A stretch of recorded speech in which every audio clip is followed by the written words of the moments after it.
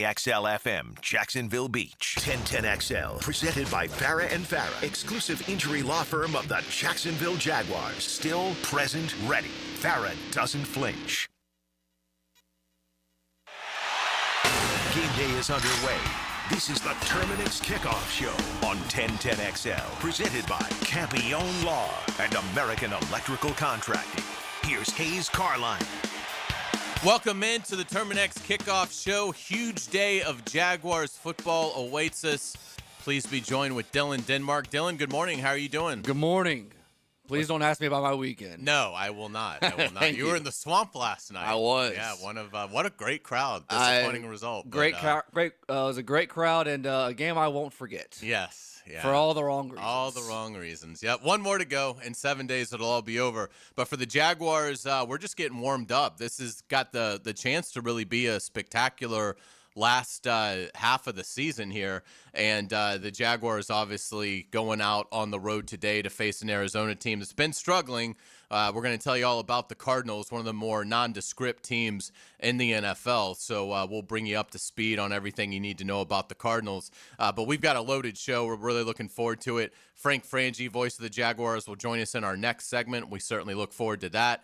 ESPN's Josh Weinfuss, who covers the Arizona Cardinals, he will join us in our second hour to lead things off. And Ryan O'Halloran, the sports columnist of the Times-Union, will join us in our final segment from Glendale to give us some final thoughts before the Jaguars and Cardinals get ready to tee it up. We'll also go inside the locker room, catch up with defensive tackle Devon Hamilton. The Jaguars second in the NFL stopping the run.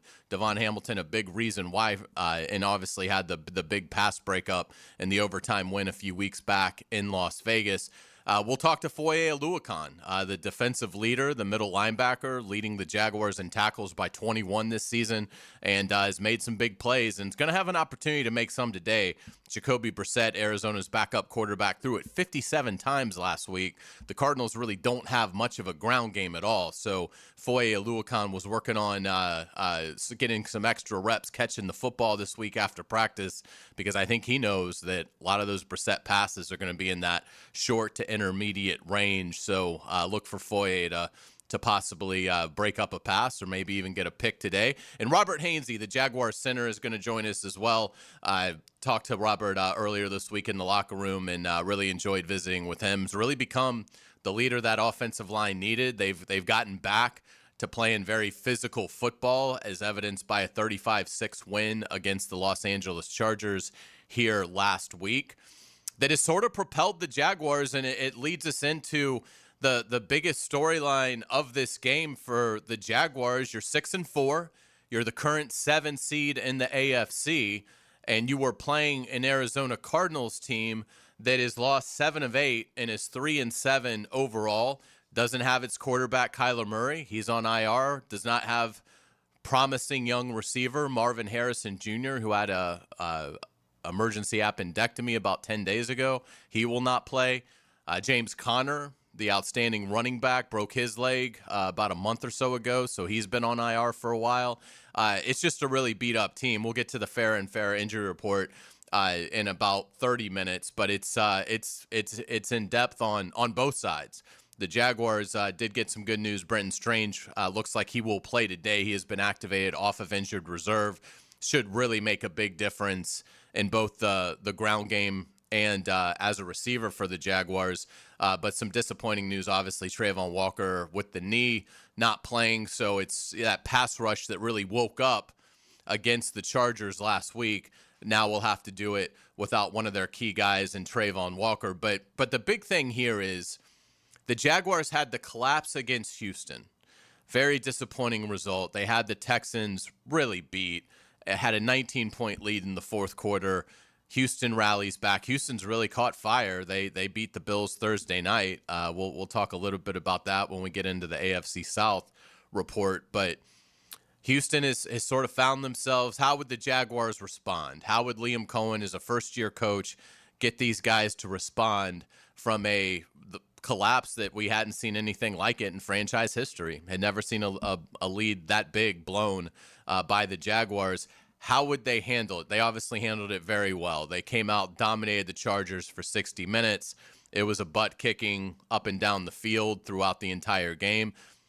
Now you've got a very different set of circumstances. Now you're going on the road to face a team that is really pretty much eliminated from playoff consideration at 3-7. Again, they've lost 7 of 8.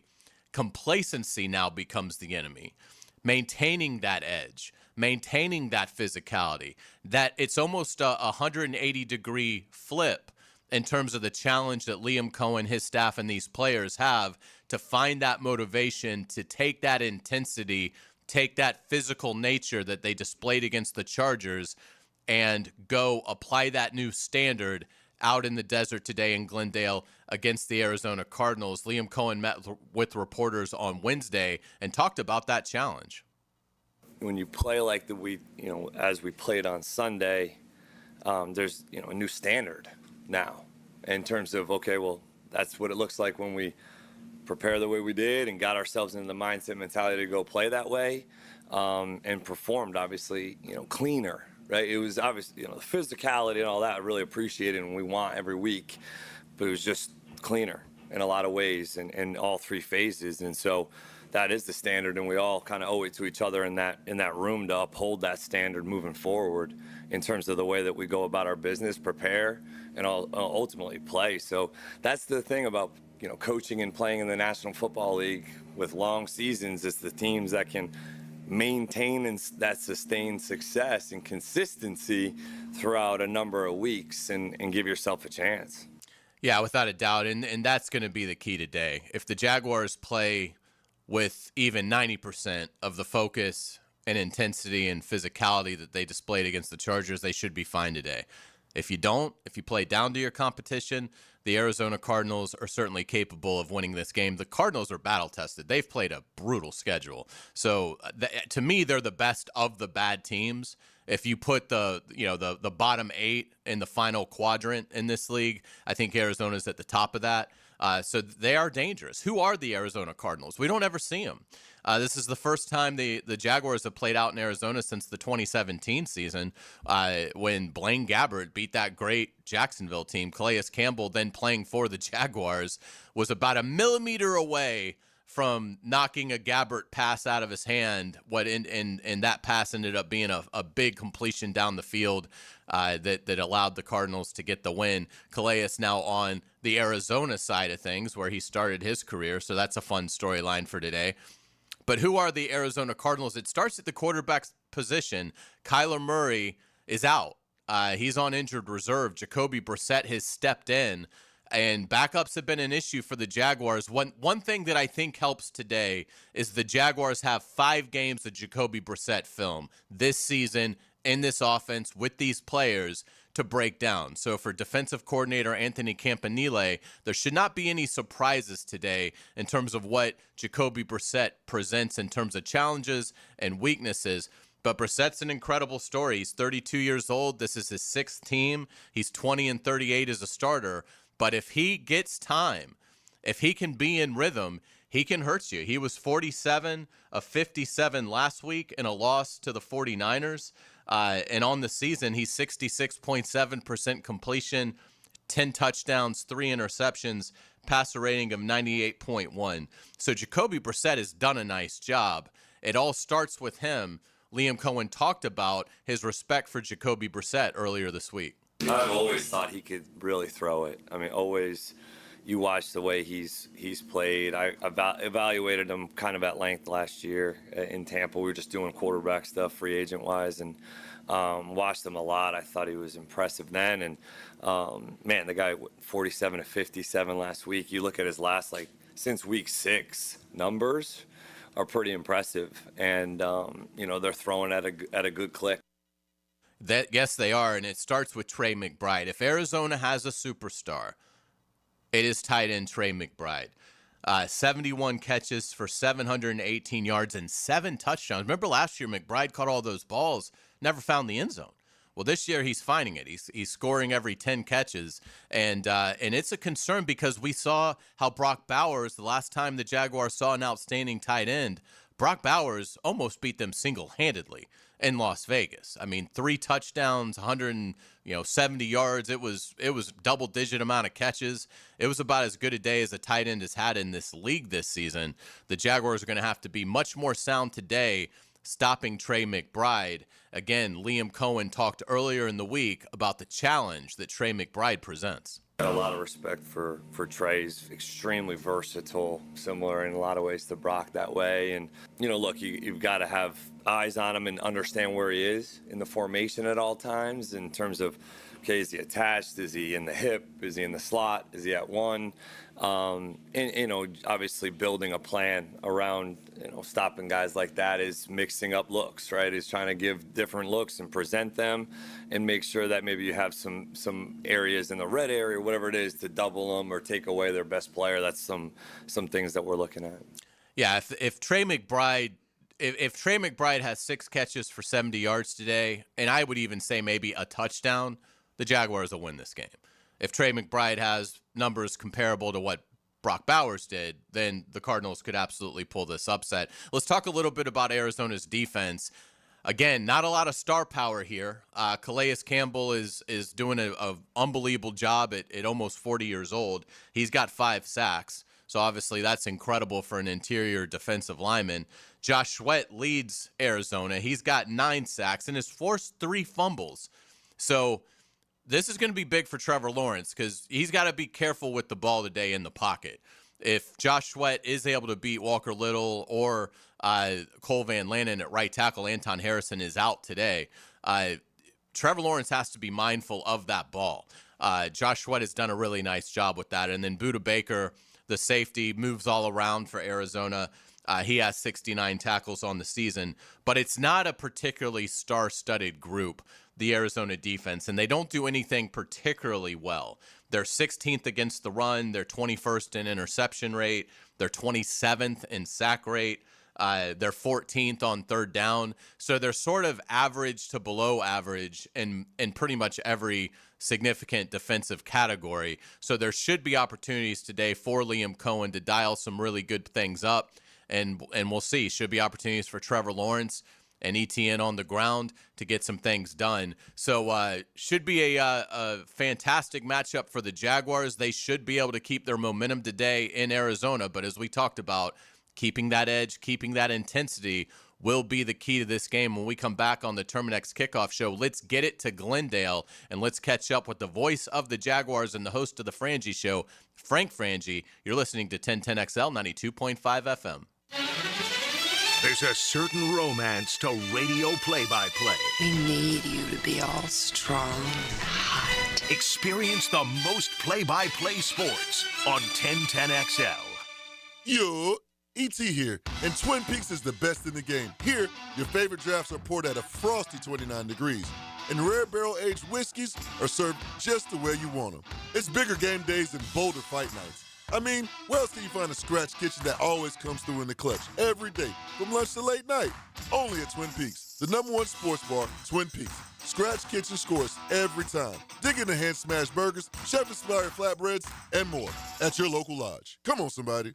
Frank Frangie here for Coyle Fencing. Jacksonville is full of memorable sports moments. Remember Morton Anderson missing a chip shot field goal that launched the Jags into the playoffs in '96? You know who doesn't miss? Coyle Fencing. Coyle has been the fencing leader in Northeast Florida since 1927. Heck, Coyle has been installing fences since before Emery Bellard installed the wishbone offense. If you need a new fence, I recommend calling Coyle Fence today at 904-356-4821 or visit CoyleJacks.com. Coyle Fencing, proud partner of the Jacksonville Jaguars. The toughest bulls, the bravest riders. For 8 seconds, it's all on the line. Glory or nothing. These are cowboys who face down danger, defy the odds, and push themselves beyond limits most wouldn't dare. This is their world, where legends are made on the backs of ranked bulls. It's bull time, Jacksonville. PBR Bucks into ViStar Memorial Arena February 20th and 21st. Get your tickets now at pbr.com/tickets. Hey, Duval, here's your chance to be face-to-face with the Jags as they take the field on game day. Jump in the shadows and experience the Jaguars like never before. Enter today at everbank.com/shadows for your chance to be part of the action. No purchase necessary to enter or win. Open to legal residents of the 50 United States and D.C., 18 and older. Entry periods for the sweepstakes are from 8/4/25 to 12/21/25. For official rules and complete details, visit everbank.com/shadows. Sponsor and administrator, Everbank, NA member FDIC. It's Hot Takes on Hot Wheels. I'm Lauren Brooks. Let's cruise through the day's biggest sports stories from my unique point of view. Buckle up for Lauren's Lane. Driven by Mazda at the Avenues, 2 to 4 weekdays on 1010XL. Hey, it's Matt Hayes, and this holiday season, Leonard Truck Outfitters and 1010XL are helping you deck the truck. Stop by either Leonard's location, Blanding Boulevard in Orange Park or Beach Boulevard in Jacksonville, and it'll take you 1 minute to enter. You can win a deck bed storage system with Cargo Glide, installed by the pros at Leonard. We'll draw the winner Friday, December 19 during XL Primetime, live from the Beach Boulevard store. Plus, you'll score Florida-Georgia basketball tickets and a Gator National Championship commemorative basketball. It's easy, it's fast, and you can win big. So head to Leonard Truck Outfitters today and deck the truck. When the team heats up and the temps climb high, Sunrise Heating and AC keeps you cool. That's no lie. From kickoff to overtime and every long drive, they'll keep your home feeling fresh and alive. When your system's down, don't sweat the score. Sunrise Heating and AC of North Florida is ready to restore. Fast, honest service from a local crew, keeping Jacksonville fans chill all season through. Your comfort starts here at sunriseheatingandac.com. Touchdown! I'm here with Clayton Bromberg of Underwood Jewelers. Clayton, you spend a lot of time talking about diamonds, but what about some of the colored stones we see? Frank, when you talk about colored stones, there are literally hundreds of varieties and species in the gem kingdom. As certified gemologists, we're trained gemologically on the identification of each of these and can separate the man-made synthetics and imitations from the real thing. But at Underwoods, we can go to the next step. At Underwoods, we're active buyers of loose-colored stones in the world markets, so we have an understanding of the values of colored stones as they relate back to the various qualities. In fact, just like diamonds, we buy most of our colored stones loose, then create the pieces of jewelry to hold the gems. You can be assured not only of the authenticity and quality of our colored stone jewelry, but also of the value. So if you're in the market for a fine quality emerald, sapphire, ruby, aquamarine, amethyst, citrine, tourmaline, peridot, or any other gemstone, come by and see us at Underwoods. Attention small business owners. Did you know you can get 100% tax deduction on a brand new Cadillac? That's right. Choose your new Cadillac and qualify for a 2025 tax deduction of up to 100% of the purchase price. There's never been a better time to own a Cadillac and drive your business forward in style. Visit Randy Marion Cadillac on Southside Boulevard in Jacksonville today for incredible deals and expert advice. Don't miss your chance. Experience the luxury you deserve and the savings you need. Plus tax tag title, $9.99 admin fee, and resistol on approved credit. 1010XL, presented by Farah and Farah, exclusive injury law firm of the Jacksonville Jaguars. When it's game time, Farah doesn't flinch. Now, another great guest on the Checkmate Coatings phone line. Hello. Your floor's missing piece. We're pleased to be joined. Voice of the Jaguars and host of the Frangie Show, Frank Frangie, kind enough to give us some time from Glendale, Arizona. Frank, good morning. How are you? Good morning, Hayes. I'm doing well. It's finally the sun has come out here. Yesterday we landed here in the Phoenix area. It was raining. It rains like 10 days a year here, and we got one of them. Wow, so there was how about that? So, but it's a beautiful day here, and it's going to be a fun day over there in Glendale. Now, as you know, we're in Phoenix. There's a lot of little areas here. Scottsdale's the area where the golf and all the fun little villages downtown. Then you know Scottsdale. Tempe's where Arizona State is. We're in downtown Phoenix, where the baseball and the football stadium's in Glendale. So it's kind of be like, to tell Jacksonville people, it'd kind of be like leaving the stadium and going to Orange Park to play a football game. So it's not near here. So we're getting on the bus a little bit and heading out there. Yeah, and I haven't been to that stadium in 8 years, but what I remember about it is you're sort of driving on the interstate and there's nothing around. Maybe it's been built up since, but there's really nothing around. And then all of a sudden you see what looks like a spaceship that has landed in the desert. And that is the stadium. And it's gorgeous. It's a gorgeous. The first time I was there was when Florida beat Ohio State for the national championship. I think that was like the first year it had opened or the second year. Right. But it is a spectacular facility. Obviously, it's indoors, so the Jaguars don't have to worry about the weather today. But it is. It's a really cool. It's hard to believe it's now not one of the newer ones in the league, but it's a gorgeous facility. And it was the first one. I think some of the stadiums in Europe do this now, and some other stadiums do it. I think Vegas might do something like this. But it's the first one where the field It's a grass field in an enclosed stadium, but they slide it on a tray out to the outside so it can get sun. And then when you play, they slide it back inside. I know Tottenham does that in England, so it's an interesting setup. And you're right, it's a great stadium, and it's going to be a fun day to watch football. Absolutely. Let's get to the stakes of the game, Frank, because this one it's fun. The Jaguars we've talked about it, playing meaningful football, coming off a huge win over the Chargers. This is a big one to get today to improve their position in this AFC race. It really is. The Colts and the Chiefs play today. The Texans have already won this week. All of a sudden, that AFC South, which hasn't always been a great division, is pretty good, Hayes. It's a pretty good division now. Other than the Titans who are struggling, the other three teams are all playoff contenders. So, yeah, it's a very important game. I think today's storyline, I heard you talk at the top a little bit about the Cardinals and who they are. I think today's storyline is the Jags managing the Jags. I think, listen, you want to be at your best every game, but that's not realistic. Anyone who thinks the team's going to play their A game every week hasn't watched football very often. It's a hard game. And for a while, they had played a couple games that they didn't have their A game, not the least of which are a couple moments, the fourth quarter against Houston. Well, Liam Cohen did a marvelous job after that Houston game and having this team ready to play their best game of the year and in many years a week ago.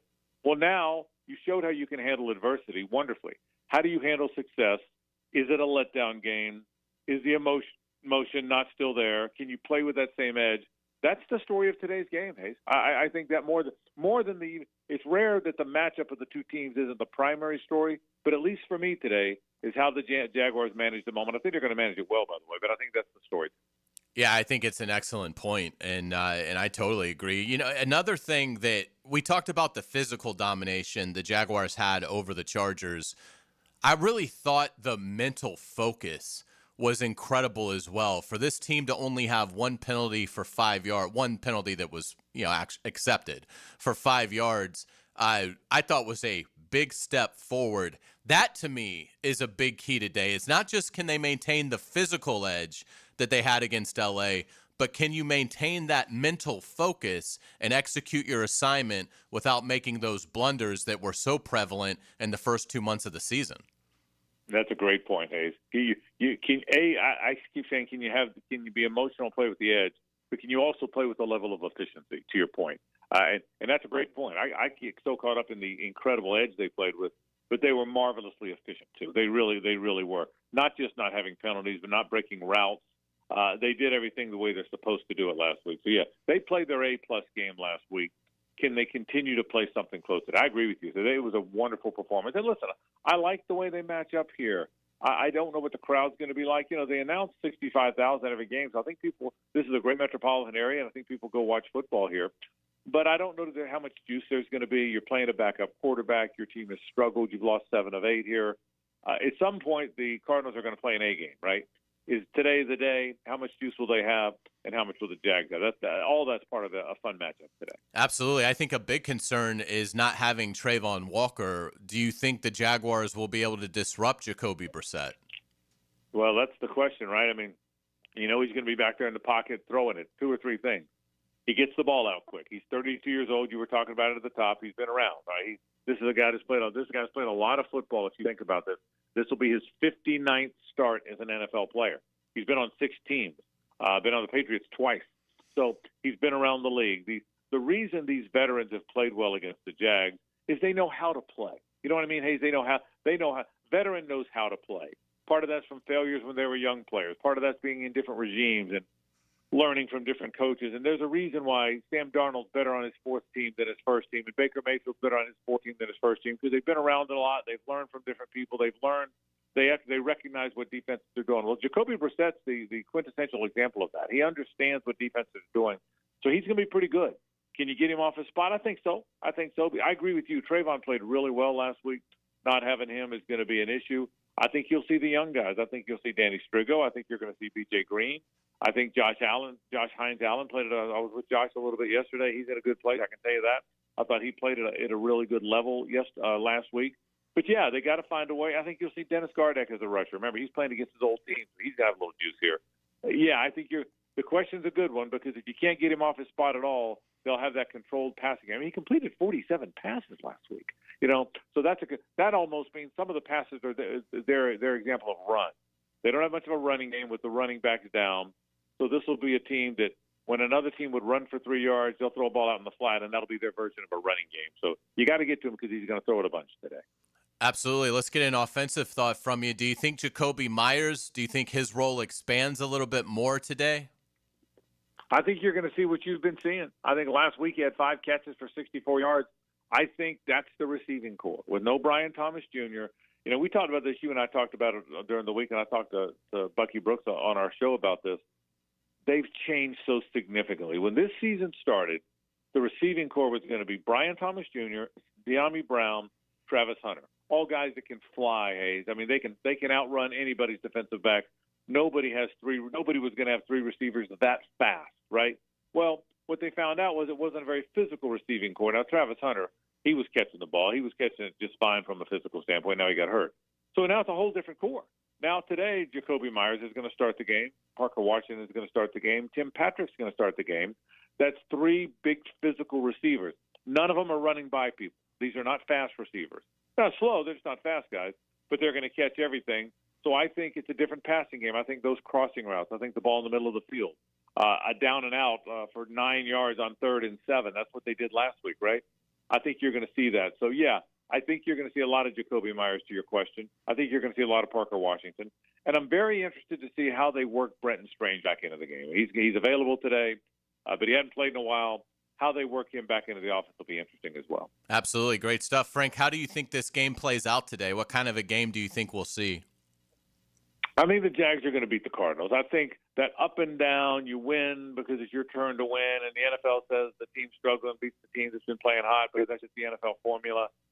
I think that's over by now, at least for today. I think the Jags are going to play well in this game. I think they're going to run the football. I think they're going to shorten the game. That's what they're good at. I don't think they run and hide. I don't think they're going to blow them out. But I think they're going to control the game. I'd be surprised if the Jags are playing uphill. Think about this too, Hayes. They've played 10 games. They haven't played uphill very much. 6 of the games they've won. And it's not like they've rallied from behind to overcome a big deficit to win. The 6 games they've won, they've kind of controlled those games. Now, they had to make a big play at the end against the Raiders and from time to time. But the 6 games they've won, they've kind of controlled.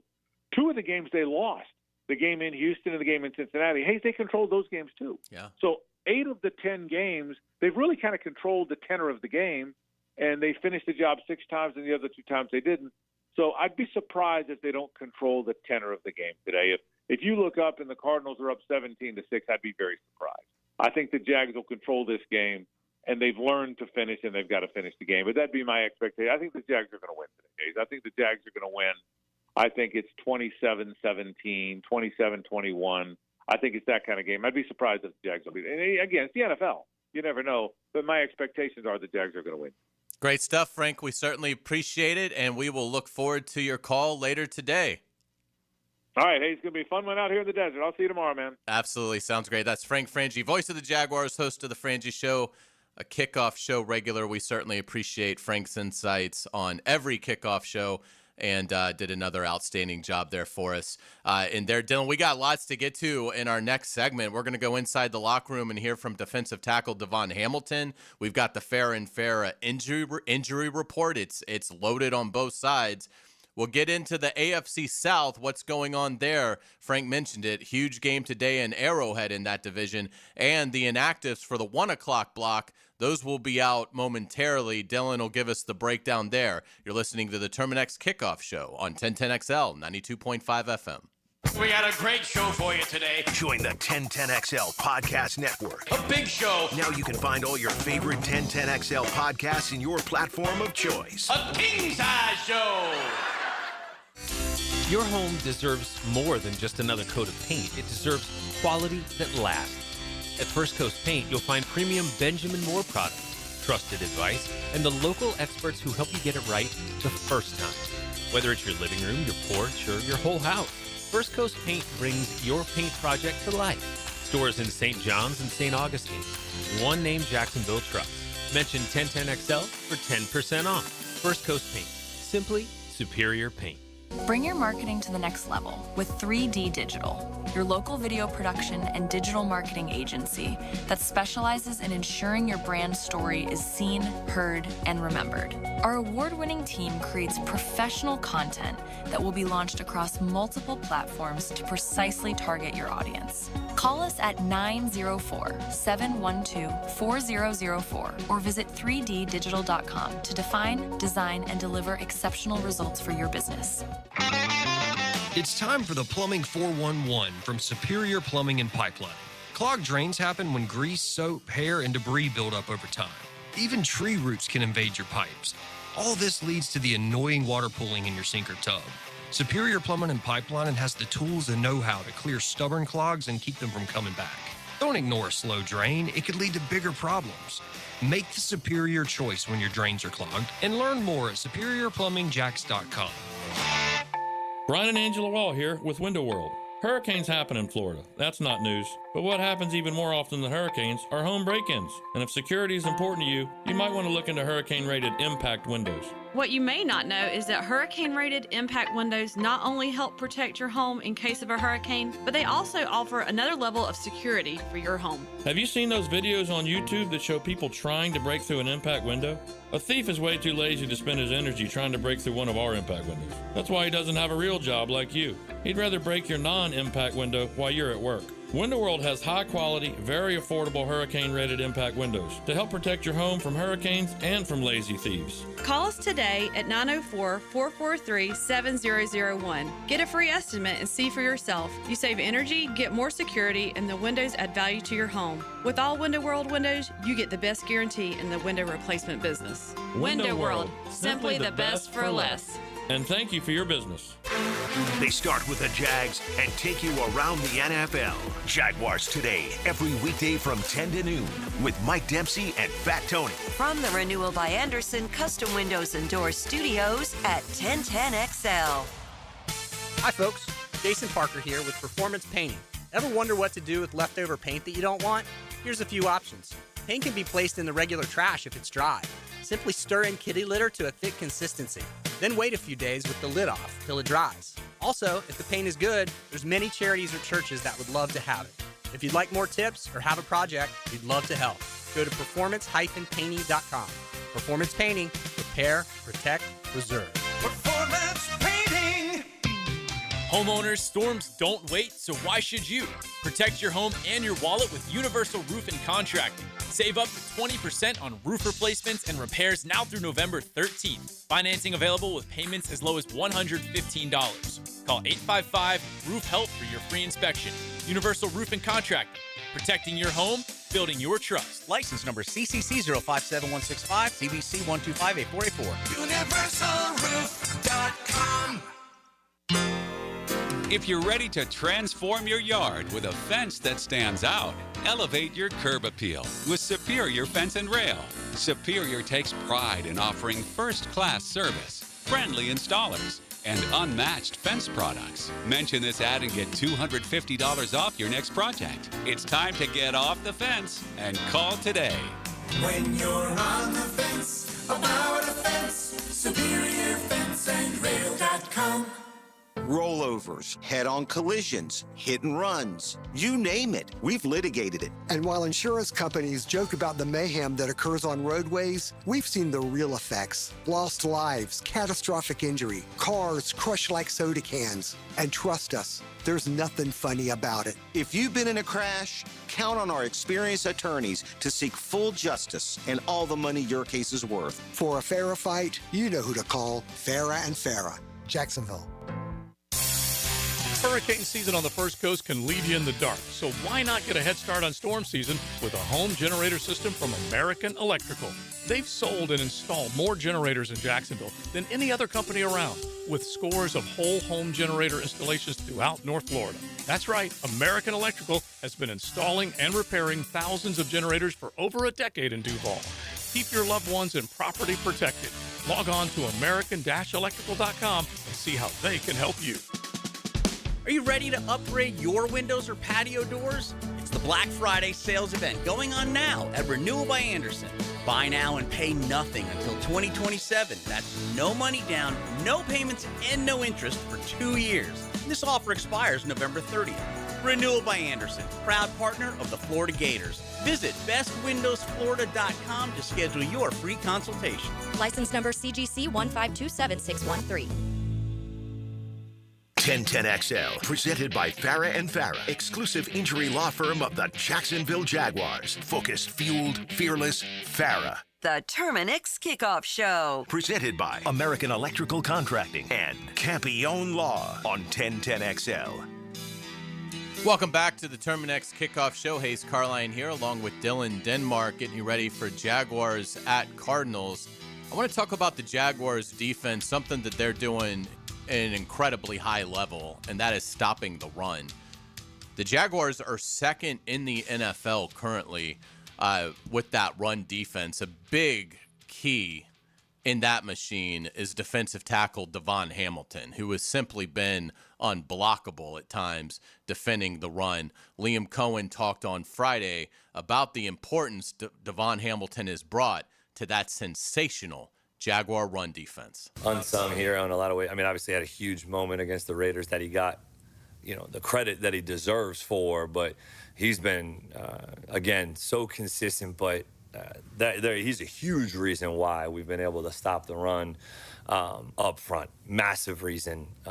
He helps others. Obviously, he makes plays on his own, but he helps others in so many ways that when you really talk about a group effort of stopping the run and flat wall defense and playing square and using your hands and shedding blocks and making the plays that come your way, Devon's been so consistent that way, and he's just a pro's pro as well. The guy he just goes about his business, does it at a high level week in and week out, and that's his standard and expectation. And Dylan, there have been a lot of big plays in this Jaguar season, but that Devon Hamilton pass breakup against the Raiders, Geno Smith has a wide open guy in the back of the end zone. Can you imagine how different we'd feel about this season if the Raiders had won that game? Yeah, and you probably would have had a different Houston game because, I mean, how they played after Houston, the way they played against the Chargers, they talked about the week, that mindset was different. You wonder how different that Houston game would have been and the mindset leading into that game. So the NFL is a week-to-week basics, kind of game, and the Jags were able to win that game against the Raiders, and yeah, it's sometimes it comes down to one play, even if your defense doesn't play well. Absolutely. It's funny that Devon Hamilton's signature play of the season is a pass breakup, but really he has been unbelievable stopping the run, as well, as you heard Cohen say. Had a chance to catch up with Devon Hamilton in the locker room earlier this week, and here's that interview. We're pleased to be joined with Jaguars defensive tackle Devon Hamilton here on 1010XL 92.5 FM. It's great to see you. How you doing? Doing good. About yourself? I'm doing great. I haven't talked to you in a few weeks. That was a great play to beat the Raiders in Las Vegas. I know you've talked a lot about it, but if you'll indulge me, kind of walk us through once more that play that you made to preserve the win. I mean, I was just out there just trying to make a play, and, the play really came to me.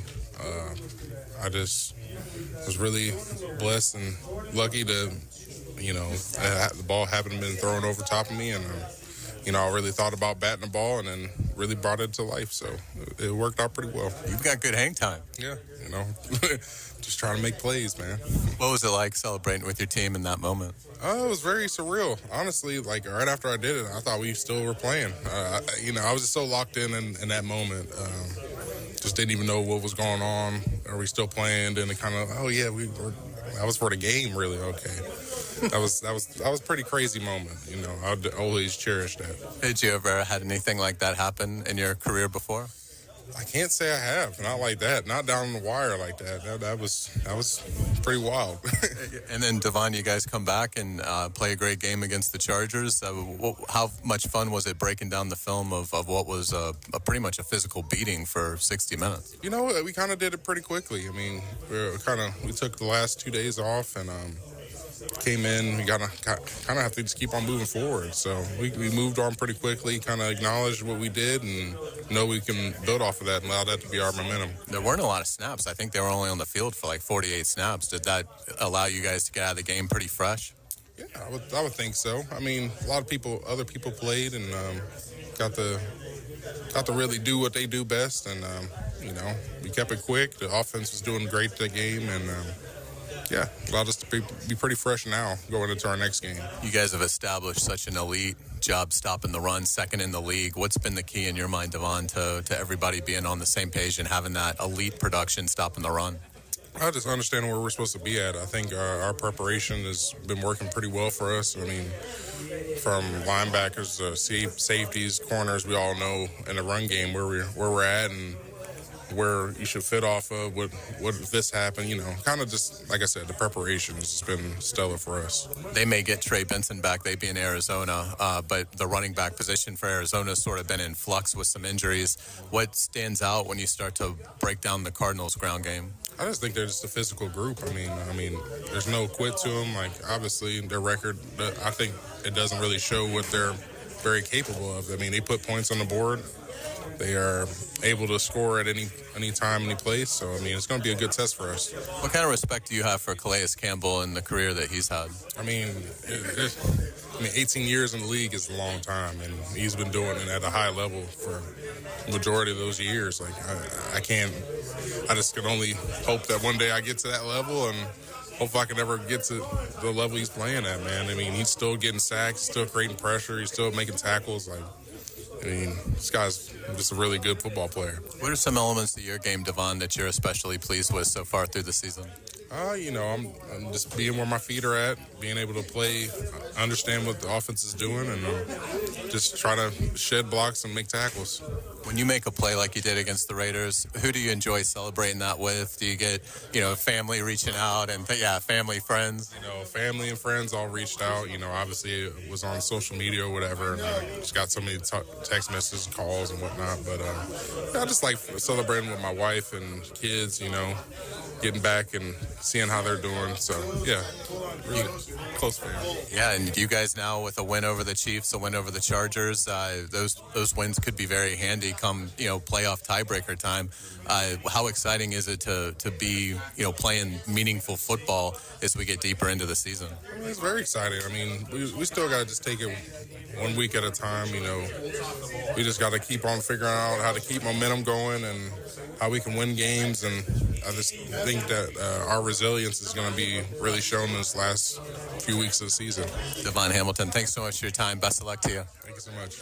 Yeah, appreciate Devon's time. It will be interesting to see how much the Cardinals stick with the ground game today, if at all. I mean, again, they're coming off a game in which they threw it 57 times with Jacoby Brissett in a loss to San Francisco. But Jonathan Gannon, head coach of the Cardinals, has to know that's not sustainable.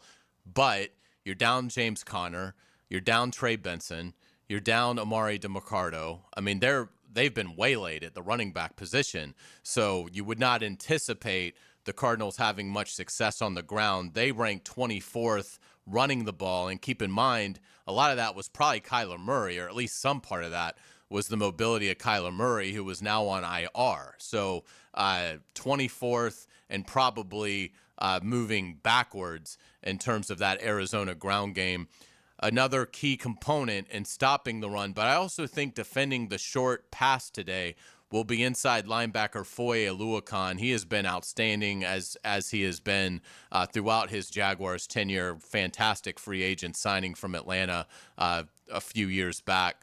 But Foye leads the Jaguars in tackles with 21 and really worked on his ball skills a lot after practice this week, because I think watching the Cardinals, you see Jacoby Brissett, the ball is going to get out quick. Frank made a great point. The short passing game will be probably their supplemental run game today. Foye Oluokun, probably like all those Jags linebackers, will have an opportunity to make plays in the passing game. Had a chance to catch up with Foye earlier in the week in the locker room, and here is my interview with Foye Oluokun. We're pleased to be joined with Jaguars middle linebacker Foye Oluokun here on 1010XL 92.5 FM. It's great to see you. How you doing? Doing well today. How about yourself? I'm doing great. What was Justin Herbert thinking? He was trying to win the game. I think he's a competitor. I like to tell Patrick he was talking mess the whole week. So Patrick must have told him I was weak or something. And that's probably what it was. So I said to the ref after we were drawing back and forth, I said, "It's my best friend. I know his little brother." So it was fun, though. I know he's just trying to compete. He had run through some people on tape, so he probably thought it was the same thing. and I just had to leverage on him. Yeah, that was a great hit. Obviously, an unbelievable defensive performance. Foye, how have you guys harnessed that momentum to getting ready for the Cardinals? Just about the details, knowing your opponent, but it's really about our plays and our details, playing fast and trusting the assignments of yourself and the person next to you. I think we communicated very well last game, so you saw us in the right spots and running around a lot faster. We just have to keep on doing that through the rest of the year. You guys are second in the league defending the run. What's been some of the keys to having that unbelievable success? There's D-line playing for each other, playing for the team. They take up a lot of gaps the way they're taught to play, and you got a lot of talent up there, so we kind of fit off of them. We know our fits that we're supposed to hit, but when they grind out blocks like that, it lets the second level, and then even the safeties get to play a little bit deeper. They still get to flow to the ball. So the D-line really playing how they're playing, that's big. And then Devin and I, or bench whoever in the game, we're communicating a lot of the plays that are going to occur, film study and stuff. So just keep flying to the ball and making the tackles. The Cardinals haven't done a great job running the ball, but I would imagine you always got to keep your guard up because the second you let it down, even a team that hasn't had a lot of rushing success could pop a couple. Right. I mean, if you let a team run it, they're going to keep running it. So I'm sure they'll try it in the game. Maybe when we're playing for more pass, we'll try to see what the run looks like a little bit. But, it's all in the chess match of the game. When the team does try to run the ball, we got to be able to erase it. Brissett threw it 57 times last week. What stands out about his game at this point in his career? He didn't know so much football, so he knows where that ball is supposed to go. He knows when to take the shot versus when, his athletes in space are going to get him the first down. So, he holds the ball. Their offense holds the ball longer than all offense. They probably have their shot and win in the game. I think that's kind of their game plan. And his mentality as a quarterback, just getting the ball out to the playmakers and stuff. And, that's kind of a pattern which you see with guys who know the game like that. So we have to be on our matches and be able to tackle in space and everybody flying to the ball. How important is it to get him off his spot since he's not maybe the most mobile guy? If he holds that ball like that, getting him off his spot is crucial. I think by the time he's getting off his spot, that's probably a sack. So it's really rushing coverage. Everybody being matched on their coverage, make him maybe escape the pocket a little bit. I know our guys can run him down. He can run a little bit. He can run, I say, and he's a big dude. So it's really rushing coverage, being matchy on those first second looks, and then let our D-line eat off of that. You guys got the win in Las Vegas. Bowers played really well, though. What are some lessons that you guys can take from the experience going against Brock Bowers and apply to Trey McBride, or is it totally different because it's different scheme? Different schemes, but it is about communication and stuff and being in the right spots. Making sure you have eyes for him in plaster situations and stuff, and know that the ball, through drag routes or whatever, option routes is going to probably go to him. So that ball coming out, making sure we're breaking on it, making the tackles when it is there, or making the play on the ball when you show up. What are you really excited about elements of your game right now, Foye? This communication piece, communication flying around and just playing how I always play. I want to make more plays on the ball and stuff, but just playing how I am with the team and stuff. Energy's good. That's what I'm going to tell you. So, yeah. Foye, we always appreciate it. Best luck to you Sunday. I appreciate you. Foye is a great guy to catch up with. I appreciate his time. He's one of my favorites. And, it's a big assignment today because Dylan, would you say if Trey McBride doesn't just kill them, it's going to be hard for them to win this game? Yeah, the way Michael Wilson played last week, he has a chance with Marvin Wilson being out, but still, I mean, having no ability to run the football just makes it very hard, especially like last week you mentioned Brissett went 47 for 57. They were down by 20 from early in the second quarter from the whole way through. So it's like they had no chance, no other thing but to throw the ball deep. Right. And McBride's had over 100 yards the last 2 games. He's been a top tight end all year. If you can hold him to under 100 yards, I feel like that is a very good measuring stick because there's not a lot of weapons that Arizona has where you're like, that kind of scare you for the Jags defense. Yeah, it's a great point on Wilson. He really hadn't done much and then had 185 yards or something last week. But to your point, they were 3 possessions back of the 49ers pretty much immediately into that game. So we'll see. It's going to be big. Devon Hamilton, Foye Oluokun, if those 2 guys play well, should be a great day for the Jaguar defense. But there are a lot of injuries that the Jaguars and Cardinals are going to have to figure out how to navigate through today.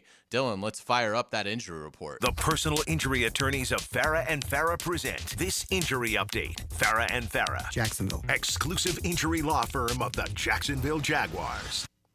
We're going to start with the Jaguars. I think the most significant, there's a few that you could make an argument for, but I think the most significant today is defensive end Trayvon Walker will not play with a knee injury that he sustained in the Chargers win last week. So we talked about the pass rush. It had been a disappointment.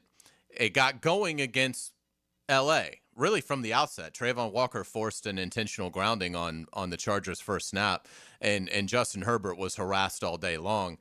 But not having Trayvon today certainly will be something Anthony Campanile will have to scheme, whether that's Gardeck. I'd like to see Gardeck a lot more as a situational pass rusher.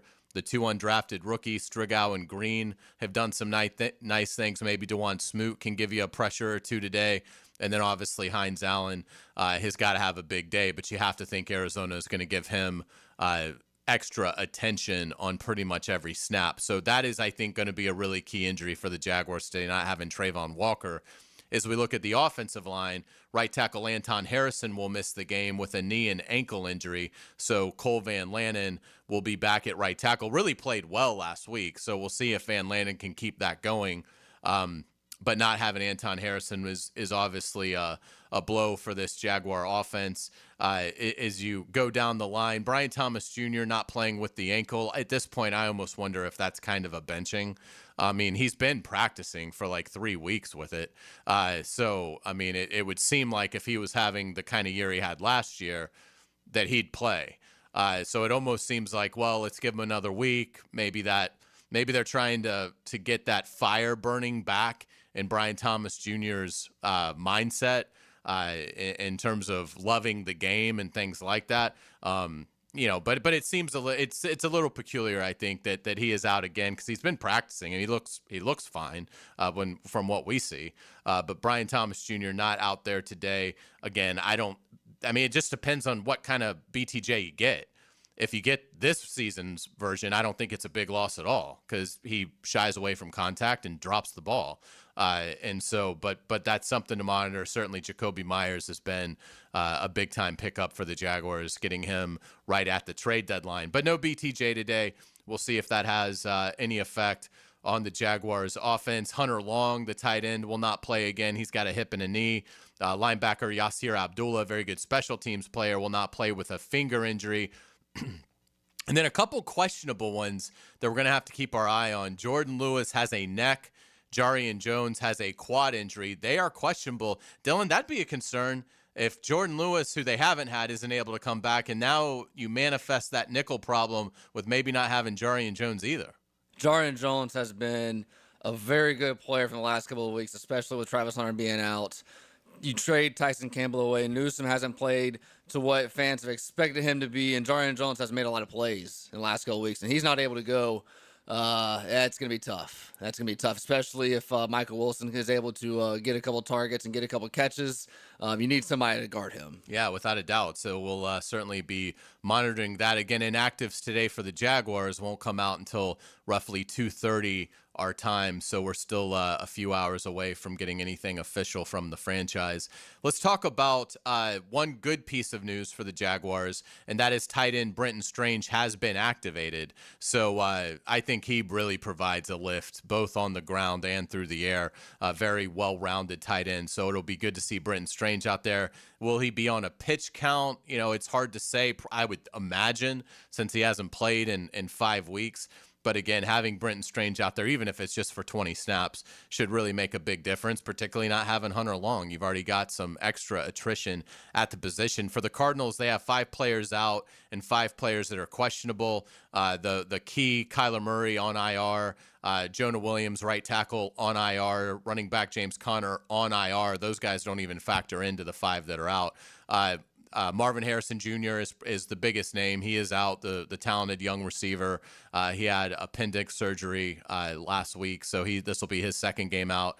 And running back Amari DeMarcado is out. Trey Benson, the former Florida State standout, has been on IR. They activated the window, but they're not going to bring him back today. So I would think Bam Knight, again, is the Arizona running back, but they are really, really down there. So Arizona battling a lot of attrition as well. So it'll be a big key to the game. Who manages it better? Which staff? Dylan, let's talk a little bit about the AFC South, what's going on in the division. So the Texans beat the Bills 23-19 Thursday to start Week 12 off. Huge win for Houston, who is doing a good job of staying in this thing. And the Bills, fall back. The Bills are really struggling. But boy, the Colts at Chiefs today. Colts are 8-2. Chiefs are 5-5. That may be the most important game on the entire docket. Yeah, I feel like that's probably the game to watch of the 1 o'clock and the 4 o'clock slate games. And Kansas City is a 3.5-point favorite. I think it's at Kansas City. It is. I'm not. Yeah, it is at home, and I think the Chiefs will win the game. I just, I know they haven't played particularly well, but I find it hard to believe that I see them falling to 5-6. Wouldn't that be amazing? Yeah, it's stunning. Particularly, they've had Mahomes the whole time. Mm-hmm. And Travis Kelce. Yeah, I mean, and Chris Jones. Yep. So their stars have been out there. But yeah, it's been a disappointing start for Kansas City. We'll see if what happens with Indianapolis there. Indianapolis has sort of faced the questions of how good really are the Colts. They get a chance today to make a big statement as they look to move to 9-2. The other game in the AFC South, the Titans. I guess we have to talk about the Titans. They're 1-9. They are hosting the Seahawks at 7-3. So I mean, I'm expecting a total bloodbath there. Yeah, it feels like every game the Titans play, they're like a 14-point underdog, which is unreal in this league of parity, so to speak. And every game, it's the Titans have been close in some, but most of the time it's unwatchable football. They played Houston close 2 weeks ago, divisional game. You kind of expect that here and there, but other than that, it's been a lot of 2-3 possession games by the middle of the third quarter. I like the fact that the Titans are having to play the Seahawks before the Jaguars go to Nashville next week, because Seattle's the kind of team, they'll rough you up. I mean, they're a physical. We saw it here. I mean, they are a physical street fight kind of team. So whatever is left of the Titans, hopefully the Seahawks kind of beat it to a bloody pulp even further before the Jaguars go there next week. Dylan, obviously the 1 o'clock inactives are out. It really looked like just kind of two notables to me. What stood out to you? Yeah, the Josh Jacobs with the knee injury from last week. He's not going to play against the Vikings, a big game for the Packers today. And then Aaron Rodgers, they try to give it a go. He is not going to play against the Bears. He does own the Bears. I don't know if you're aware of that. Yeah, like 22-4 in his lifetime. And Dan Graziano of ESPN, I saw this tweet. This is about 10 o'clock, so this was like right, before Aaron Rodgers arrives to the stadium. He said, Aaron Rodgers arrived at Soldier Field about 20 minutes ago, walked one lap around the field, flipped off a couple cameras, went filming, and went back inside. Used his right hand to flip the bird, so unclear if he could do it with his left.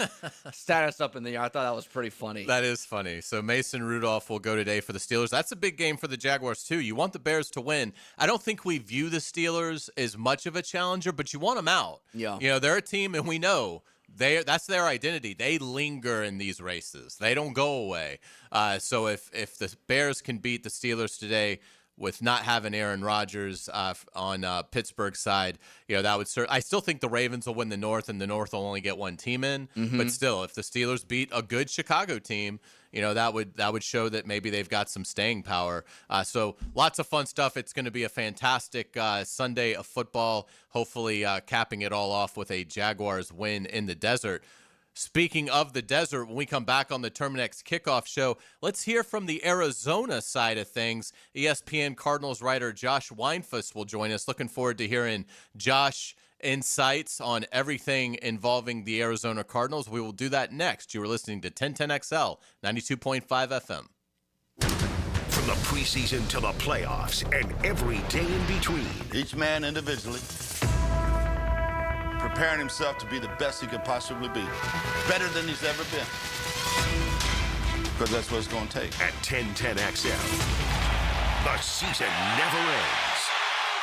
Home is where your story begins. And at Donovan Air Electric and Plumbing, we're here to make it the healthiest, most comfortable place it could be.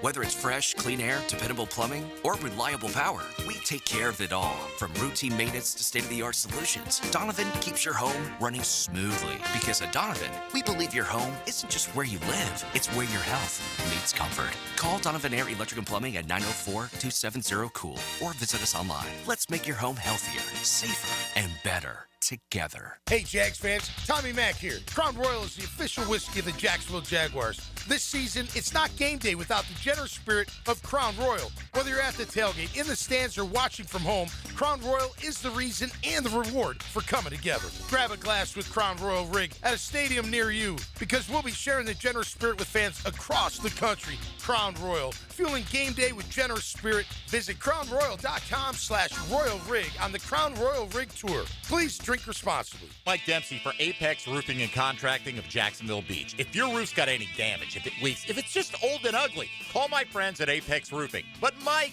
roofs are so expensive. It's true, quality roofing is not cheap, but Apex Roofing has up to 100% financing available, so you don't have to compromise quality for budget. Apex Roofing, no shortcuts, no stress, just quality work with financing available. Reach for the peak with Apex Roofing and Contracting in Jacksonville Beach. ApexRoofingFL.com. Instant Keys. You don't have to go to the dealer. Instant Keys comes to you. Instant Keys saves the day if you have lost or broken keys. They can program new keys and remotes for nearly every make and model of vehicle at a fraction of the dealership cost. Fast, honest, and reliable locksmith service. Call 722-1111. Instant Keys. Instant Keys. You don't have to go to the dealer. Instant Keys comes to you. 1010XL. 1010XL. WJXL AM and FM. Jacksonville Beach. This is 1010XL. At Cannons of Jacksonville, they know that when you're towing anything, you gotta have products you can rely on. With over 50 years of fabrication expertise, the family at Cannons can repair or install precisely what you need to tow with confidence. Whether it's a heavy-duty hitch, trailer frame, gooseneck, tow bar, or any other towing accessory, Cannons will provide you with unmatched precision and durability. For all your towing needs, visit cannonsofjacks.com, where quality and customer satisfaction collide. When someone excels in and out of the classroom, we should celebrate it. That's why 1010XL brings you the Southeast Orthopedic Specialist Scholar Athlete of the Week. Wednesdays on The Frangie Show, tuned up by The Plumbers and Pipe Fitters Local Union 234. Hey everybody, it's Mike Dempsey, and I only like to recommend the best, which is why I'm proud to say that I chose Pella Windows and Doors for my own home. And now's a great time to upgrade your home with 0% financing for 60 months. That's 5 years of interest-free payments on the best windows and doors in the business. Don't wait. Schedule a free consultation at PellaJacks.com or visit their showroom on Phillips Highway just north of Bay Meadows. For quality you can trust and savings you can't miss, that's Pella Windows and Doors. Bring your marketing to the next level with 3D Digital, your local video production and digital marketing agency that specializes in ensuring your brand story is seen, heard, and remembered.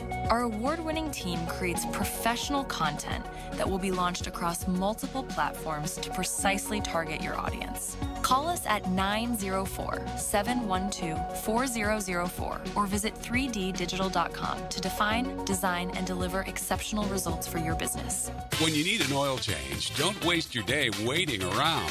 At Valvoline Instant Oil Change, you'll be in and out in 15 minutes, and you never leave your car.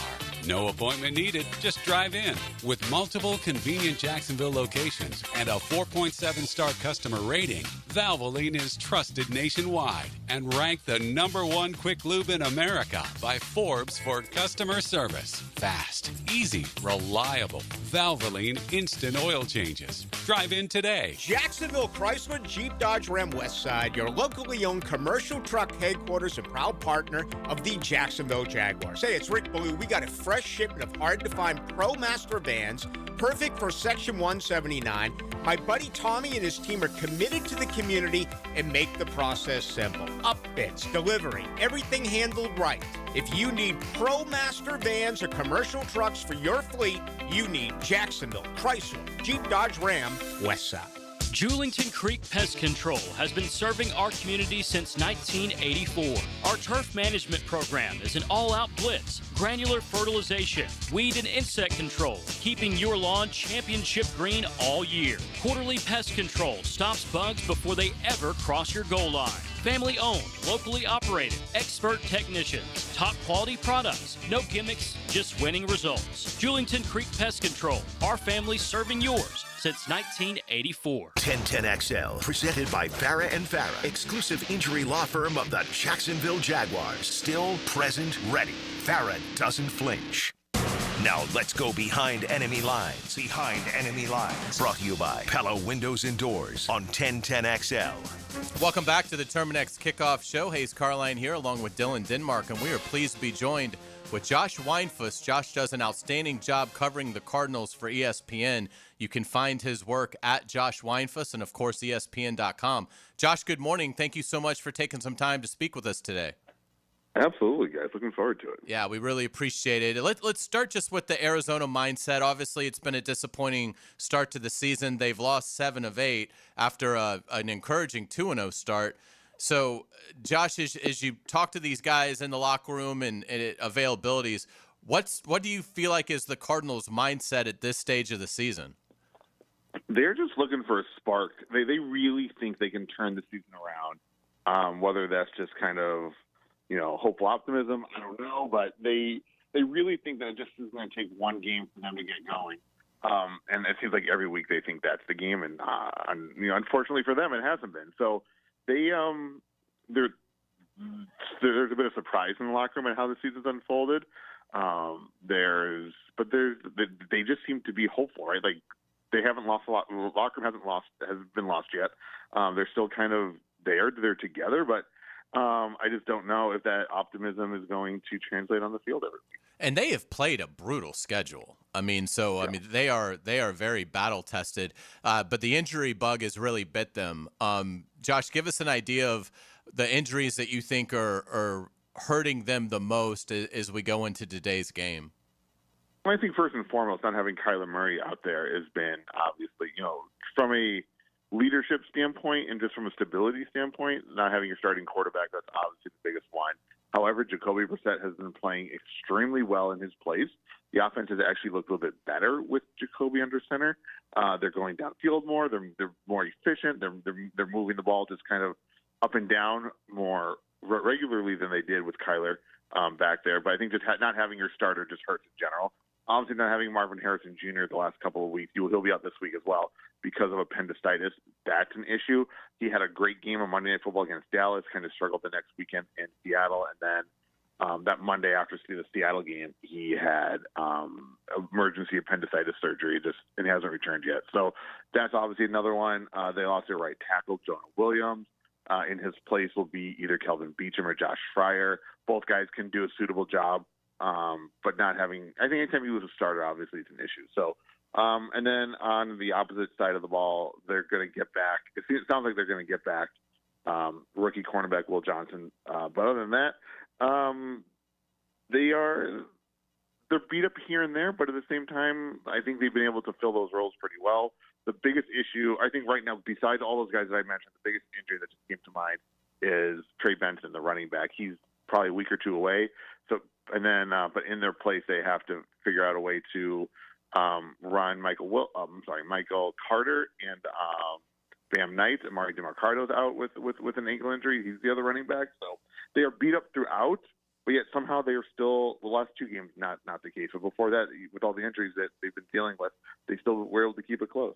Josh, do you think Arizona will try and be a little bit more devoted to the ground game today after, having Brissett throw it 57 times? I understand that was the game got away from them very quickly in that, but has that been a point of emphasis when Jonathan Gannon has talked to you guys this week about, we've got to be able to try and have a semblance of a ground game for all 60 minutes? I mean, I'm going to sound like a coach here, but this is what they say every week, is that something they're going to try every single week to do, right? Early on, first, second quarter, they want to establish the run. But like you said, the last couple of games have gotten away from them, and they just have not been able to establish the run. And I don't think what Jacoby did last week will impact their game plan this week. They had a huge game out of Michael Wilson, the receiver last week. So they feel very comfortable going back to him as much as they need to, really.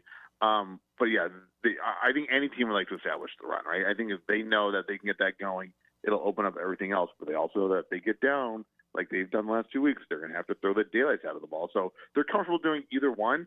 I do know not having Amari DeMarcado will be an issue in pass protection. So third downs could be something that to keep an eye on today. But I think they're going to try to establish the run early. But at the same time, if the pass game gets going, they're not going to abandon that just for the sake of just running the ball to run the ball. ESPN Cardinals writer Josh Weinfuss kind enough to join us today. You can find him at Josh Weinfuss and obviously see his work at ESPN.com. Josh, we love Calais Campbell here in Jacksonville. I loved covering him. He was the Good Guy Award winner from our local media 3 straight years. And it's warming our hearts to see Calais still at his age, producing. He's got 5 sacks for the Cardinals, as you know, and really could be a big factor in the Cardinals getting this upset win today. What has Calais Campbell been able to provide this year for Arizona? Isn't this guy unbelievable, right? 38 years old, still getting double teamed. Like, it's unbelievable. He's brought a leadership that this locker room has not had for a while because he's been around for so long. He was here, he got drafted by this team, so he has kind of institutional knowledge of what this organization has been through, kind of the peaks it's been to. He was on their only Super Bowl team, so he understands what it takes to get to that level, what it means to this team, this fan base, all of that stuff.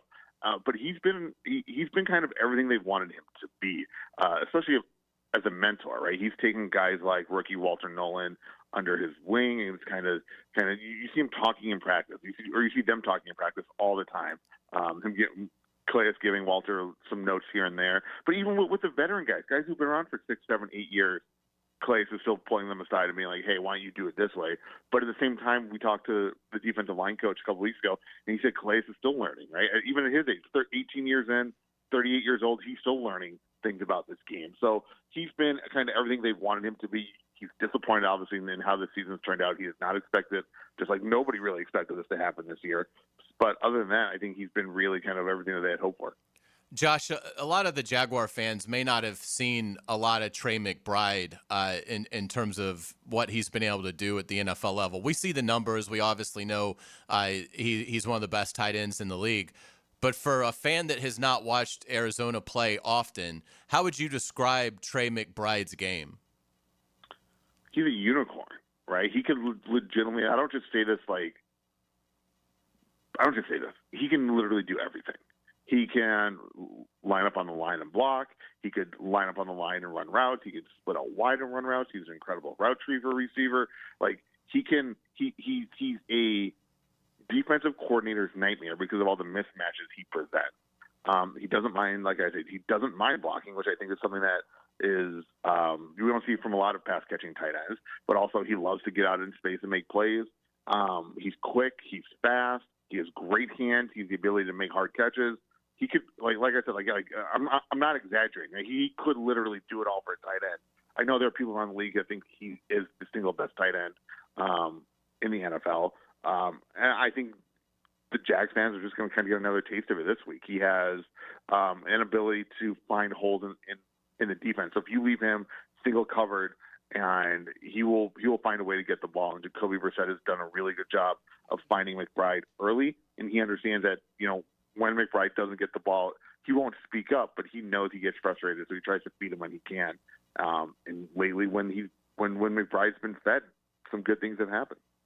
Yeah, without a doubt. Josh, what do you think from a Cardinals perspective? What do you think the Jaguars do well? What do you think is the number one priority for the Cardinals staff in getting a win today? I think stopping the run game. We've heard that a lot this week. Stopping the run game, slowing that down, making them throw the ball. But there's been a lot of high praise for the running backs in Jacksonville. Sounds great. Josh, how do you think this game plays out today? I don't know. I thought the last 2 games would be close, and they were both 20-point blowouts, so I have no idea at this point. I do think the Cardinals will keep this a little bit closer. I think there's a lot of internal fire. I think there's a lot of frustration this could be the game where it all kind of boils over. I wouldn't be surprised if Arizona puts up 30-plus today, but at the same time, they have to slow a Jaguars team that's been playing very well. So I don't know who's going to win. I don't want to predict, but I think there's a very good chance we see a high-scoring game today. What kind of crowd do you think it'll be? Well, it's raining here, which doesn't happen very often, so a lot of people tend to stay off the roads because for some reason when it rains here, people forget how to drive. So I think that'll be a factor. We have that same problem here in Jacksonville. No doubt, we get pretty good amount of rain. I heard the other day that there's already a number of Jacksonville fans here. This team's 3-7, like you mentioned already. Like, it's not going to be a big crowd. It won't be full. I don't know how well you guys travel, but if you guys travel well, then there's a good chance you guys take over the stadium, which we've seen a number of times this season. But it won't be a big crowd, and a kickoff maybe a half to 2/3 full. Okay. All right. That sounds great. Well, Josh, we certainly appreciate you taking the time to join us. Great insights. Again, ESPN Cardinals writer Josh Weinfuss. You can find him on Twitter, on social, at Josh Weinfuss, and read his stuff at ESPN.com. We certainly appreciate it. Josh, have a wonderful day, and thank you so much for your time. Yeah, thanks for having me. All right, he was fantastic. Josh Weinfuss. We certainly appreciate it. When we come back on the Terminix Kickoff Show, it's time to get into the keys to the game. We have hinted at some of this, but we need to dive a little deeper and give you what we believe will be the biggest X factors in the Jaguars getting a win today at Arizona. You are listening to the Terminix Kickoff Show on 1010XL 92.5 FM. Play-by-play just makes everyday life better. I did not see this one coming. Get the most play-by-play on 1010XL, Jacksonville's play-by-play sports radio. Frank Frangie here for Coyle & Sons Fencing. Jacksonville is full of memorable sports moments. Remember the 2017 AFC Championship game when Miles Jack wasn't down? You know what else isn't down? Fences installed by Coyle. Their fences have been standing tall here in Jacksonville for nearly a century. Since 1927, Coyle has been the fencing leader in Northeast Florida. If you're in the market for a new fence, I recommend calling Coyle & Sons today at 904-356-4821, CoyleJacks.com. That's C-O-Y-L-E, Jacks.com. Coyle Fencing, proud partner of the Jacksonville Jaguars. Hey, it's Matt Hayes, and this holiday season, Leonard Truck Outfitters and 1010XL are helping you deck the truck. Stop by either Leonard's location, Blanding Boulevard in Orange Park or Beach Boulevard in Jacksonville, and it'll take you 1 minute to enter. You could win a deck-fed storage system with Cargo Glide, installed by the pros at Leonard. We'll draw the winner Friday, December 19 during XL Primetime, live from the Beach Boulevard store. Plus, you'll score Florida-Georgia basketball tickets and a Gator National Championship commemorative basketball. It's easy, it's fast, and you could win big. So head to Leonard Truck Outfitters today and deck the truck. Joe C. for CSS Fireplaces and Outdoor Living. And if your dream is to create that space where you're living large in your backyard, then you need to get with the good people at CSS. They put a gas log in our fireplace, an awesome fire pit out back where the kids can toast s'mores and we can just hang out and watch the game. It's all part of your outdoor living experience with CSS Fireplaces and Outdoor Living. You dream it, we build it.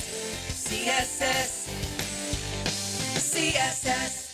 Your pipes are leaking, don't get nervous. Fa la la la la la la la la. Call Roll and Reach for same-day service. Fa la la la la la la la la. He guarantees your satisfaction. Fa la la la la la la la. Call Roland and he'll spring into action. Fa la la la la la la la la.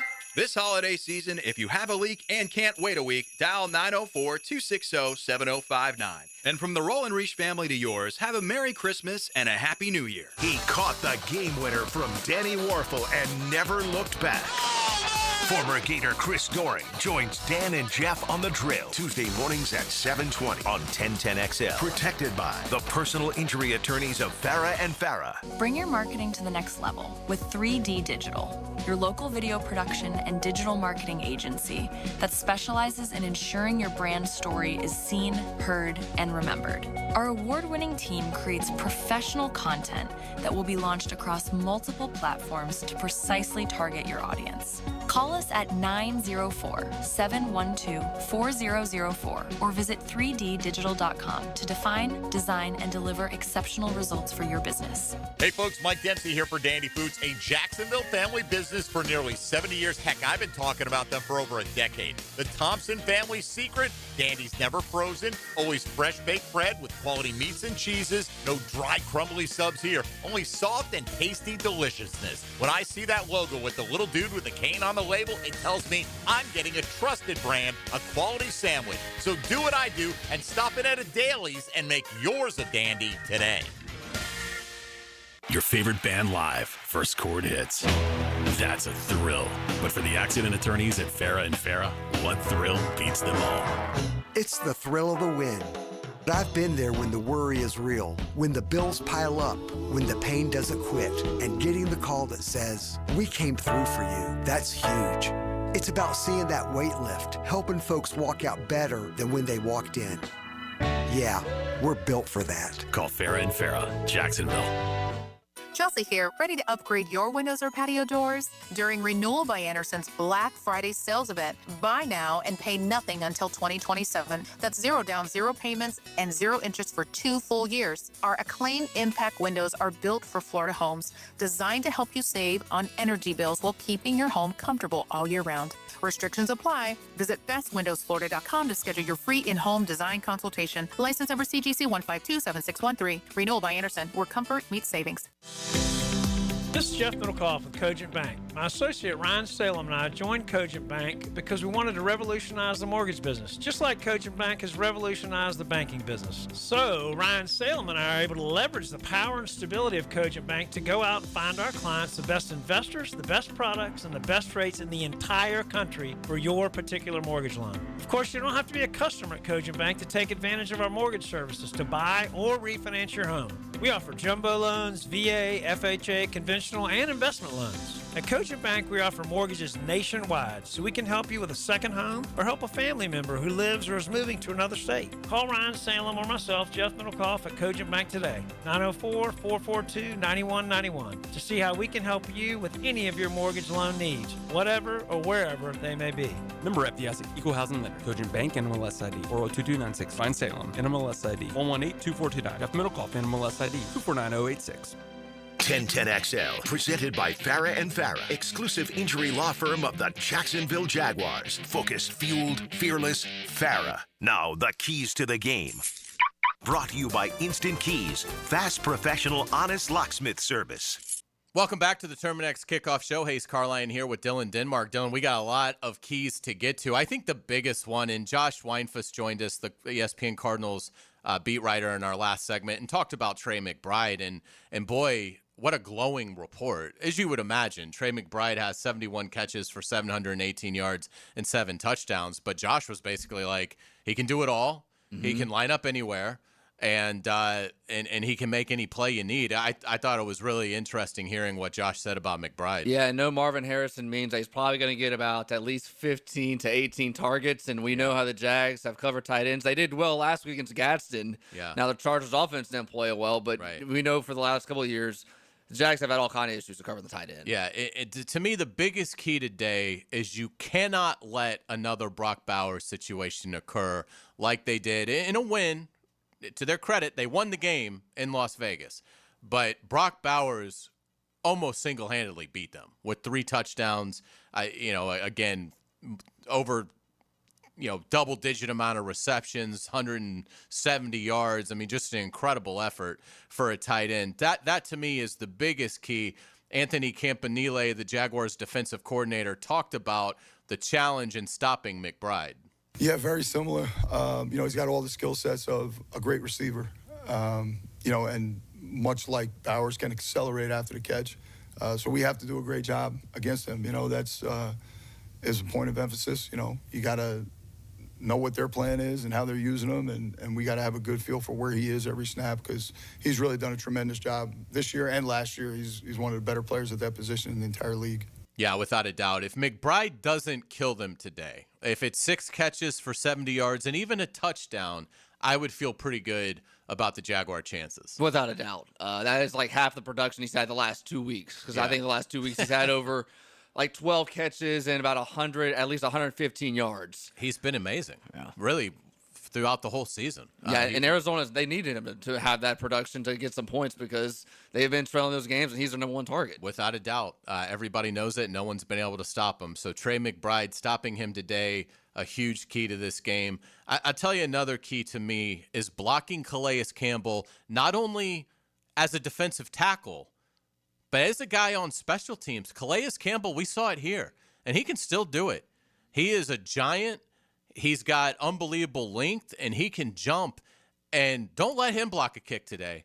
I mean, if you want a path to getting upset in Arizona, let Calais Campbell block a field goal early in this game.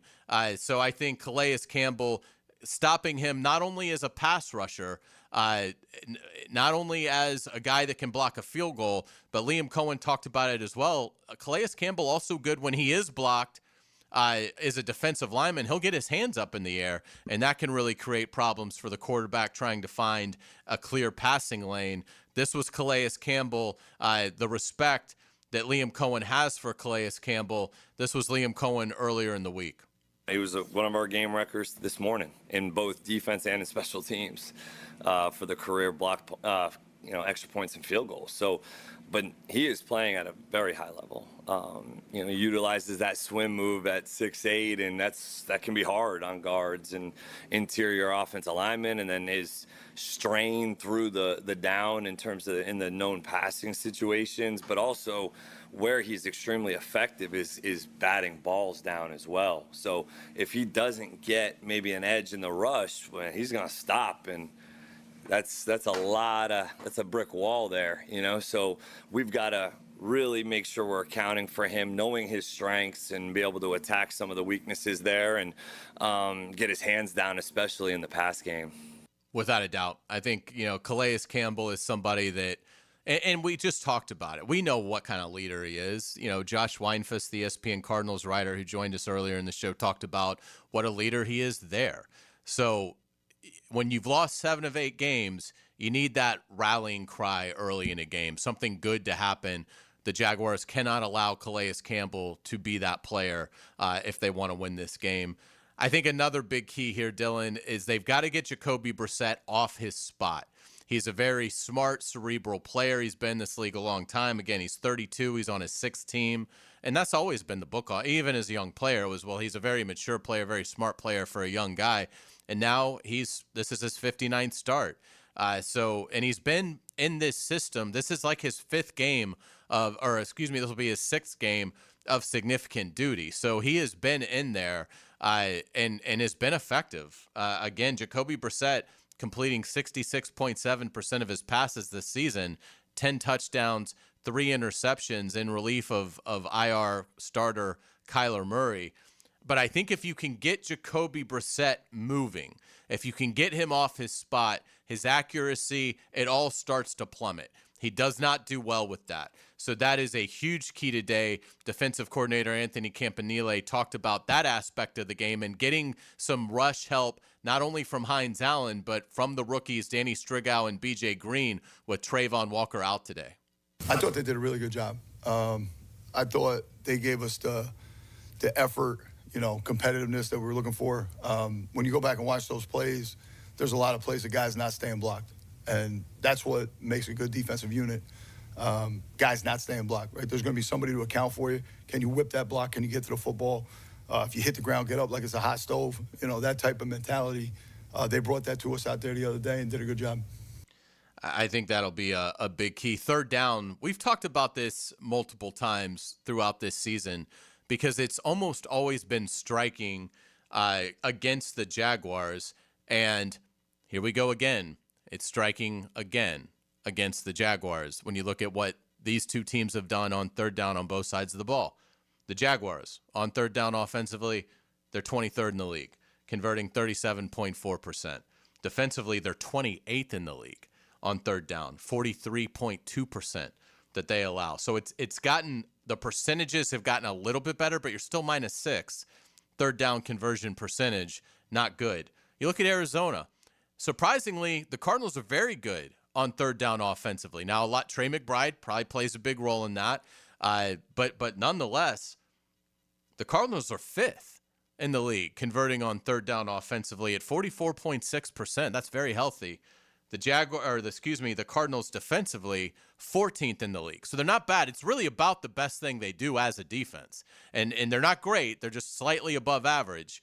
But they only allow 38% conversion rate on 3rd down. So the Cardinals, when you look at it, they're plus 6.5% on 3rd down. So again, the Jaguars need to be good on 3rd down today, or at least be even with Arizona, because the trend tells you it could be lopsided in Arizona's favor.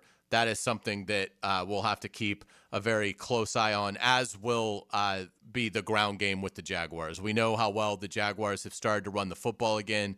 They were elite at it in September. Then they had a dip. They didn't run the ball well against the Seahawks or the Rams, but they has picked back up. They are 8th running the football in the league. I think Trevor Lawrence has done a nice job supplementing some of that as well. But Travis Etienne's having a wonderful season. The rookies, Bashal Tutin, LaQuinn Allen, they have done very nice jobs as well. So getting that ground game going, and Josh Weinfuss, the ESPN Cardinals writer, mentioned it in our previous segment. It's the biggest concern Arizona has today with the Jaguars is, can they stop the run? So obviously that is going to be huge in deciding this game. I think a big thing here too is when Trevor Lawrence gets pressured, he's got to hold on to the ball. He's been pretty good with his ball security this year, I think. But Josh Sweat, the Arizona outside linebacker edge player, he has 9 sacks. He has 3 forced fumbles. So this is a veteran. When he gets around the edge and he sees the quarterback, he attacks the ball. That's going to be a big key today. Trevor Lawrence met with reporters on Wednesday and talked about the challenge that Josh Sweat will present. Great player, done a good job obviously this year and in the past too. Just for a while he's been a really good pass rusher and good player. So he's a guy that, you game plan for, and you have a plan, to help with him and to secure him. Obviously he's a good player for their defense. So, he's great. He really can play the run as well. Does a lot of good things, but great pass rusher. Yeah, it's a big key today, particularly not having Anton Harrison. It'll be interesting to see where Sweat lines up, but Walker Little has played better last week but has had struggles. That'll be a big key today. Don't let Josh Sweat wreck the game plan. And then a final clip from Trevor Lawrence that I want to play. I thought this might have been the best soundbite of the week. This is Trevor Lawrence talking about Jakobi Meyers. This will be Jakobi Meyers' 3rd game with the Jaguars after being traded from the Las Vegas Raiders at the deadline. Jakobi Meyers, I think, has been brilliant. I mean, what he's been able to do in getting acclimated, getting up to speed, and being reliable on Sundays for the Jaguars, catching the ball, getting open, but understanding his role in the offense and understanding how you play receiver at a professional level. I thought this comment from Trevor Lawrence spoke volumes, not just about Jakobi Meyers, but about perhaps some of the other receivers in the room for the Jaguars. Jakobi Meyers, I think you see an expanded role today. I think you see double-digit targets today to Jakobi Meyers. Here's the franchise quarterback talking about the newest Jaguars receiver. He's done an awesome job. I think the way he runs and moves, I think that's something I've noticed right when he got here. And I've seen him play a lot too, but I like throwing to him. He's just an easy guy to throw to from a quarterback perspective. It's kind of hard to describe sometimes, just the way he moves. It seems very clear what he's going to do. So that's something I really like. And then he's smart too. He's picked up the offense really quickly for it being a pretty complicated offense and having to come in and play 3-4 days after getting here. And now he's played a few games with us, and he's done an awesome job. So I really give a lot of credit to him. I know what he's going to do. That's a novel concept. How about that, Dylan? I know what Jakobi is going to do. It sounds like an NFL receiver. Yeah. I mean, hopefully some of that will rub off on Brian Thomas Jr., especially as the season continues to play out. Again, no Brian Thomas Jr. today. He will be inactive with the ankle injury. I say ankle in kind of quotes. But no BTJ today. I do think an expanded role for Jakobi Meyers as he gets more settled into the scheme. I think that's a big key today for the Jaguars to keep the chains moving and keep Arizona's defense balanced. When we come back on the Terminix Kickoff Show, we've only got one segment left. This has flown by, but we're going to go back inside the locker room. We will hear from Jaguar center Robert Hainsey. We'll also go back to Glendale. We're going to hear from our good friend Ryan O'Halloran, sports columnist at the Florida Times-Union. He will join us as well. We'll give you our final thoughts and picks before we hand it off to the Publix Tailgate Show with Brian Sexton, JP Shadrick, Mike Dempsey, and Austin Lane. You are listening to 1010XL, 92.5 FM. Gator Bites Podcast with Ryan Green and Dylan Denmark. New episodes every Wednesday. Search 1010XL Florida Gators Podcast in Apple Podcasts, Google Podcasts, Stitcher, SoundCloud, Podbean, or visit 1010XL.com. The toughest bulls, the bravest riders. For 8 seconds, it's all on the line. glory or nothing. These are cowboys who face down danger, defy the odds, and push themselves beyond limits most wouldn't dare. This is their world, where legends are made on the backs of ranked bulls. It's bull time, Jacksonville. PBR Bucks into Five-Star Memorial Arena February 20th and 21st. Get your tickets now at pbr.com/tickets. When the team heats up and the temps climb high, Sunrise Heating and AC keeps you cool. That's no lie. From kickoff to overtime and every long drive, they'll keep your home feeling fresh and alive. When your system's down, don't sweat the score. Sunrise Heating and AC of North Florida is ready to restore. Fast, honest service from a local crew, keeping Jacksonville fans chill all season through. Your comfort starts here at sunriseheatingandac.com. Touchdown! I'm here with Clayton Bromberg of Underwood Jewelers. Clayton, why is it that when you look at how long a store has been in business, that it always seems to be the stores like Underwood's that sell fine quality that have been around the longest? Frank, that's a question that really doesn't get asked a lot, but it should be. There are a number of reasons, but probably the biggest is because of the endorsements our longtime customers and their pieces of jewelry have given us through the years. You see, when you sell really fine quality jewelry, that piece will last longer and always stay beautiful. It might stay in the same family for generations, and through those years of wear, a lot of compliments will be made and a lot of people will be told where the piece of jewelry came from. You see, at a store like Underwood's, it's our stated goal to be the best jeweler in the South, not the biggest, so everything we do and carry has to help move us toward that goal. And ultimately, it's the satisfied customers wearing fine quality jewelry that have kept Underwood's in Jacksonville since 1928. Underwood's in San Marco, Avondale, and the shops of Ponte Vedra. There's a storm brewing in Coral Gables. Find out which way the wind is blowing. I'm JJ LaSelva. When hurricane news blows, you'll hear about it on the Performance Painting Hurricane Report. On 1010XL. Brian Wall here with Window World. You know that awesome feeling when you finally find that one place to go to that will give you a top quality product at a great price and then stand behind what they sell you? That's exactly what Window World does. Top quality, energy efficient windows at a great price that keeps more of your money in your bank account. With the absolute best guarantee in the window replacement business. That's why Window World has been the #1 window replacement company in the USA for years, selling more than 1 million windows each year for the past 8 years. That's a lot of satisfied customers, and you can be one too. Save money on installing new energy-efficient windows and save on your energy bills too. You can't lose. And if anything goes wrong with your new Window World windows ever, Window World and I will be there to make it right. Call Window World today or see them online and have them come and give you a free estimate and see why we are so proud of our products and the work we do for our customers.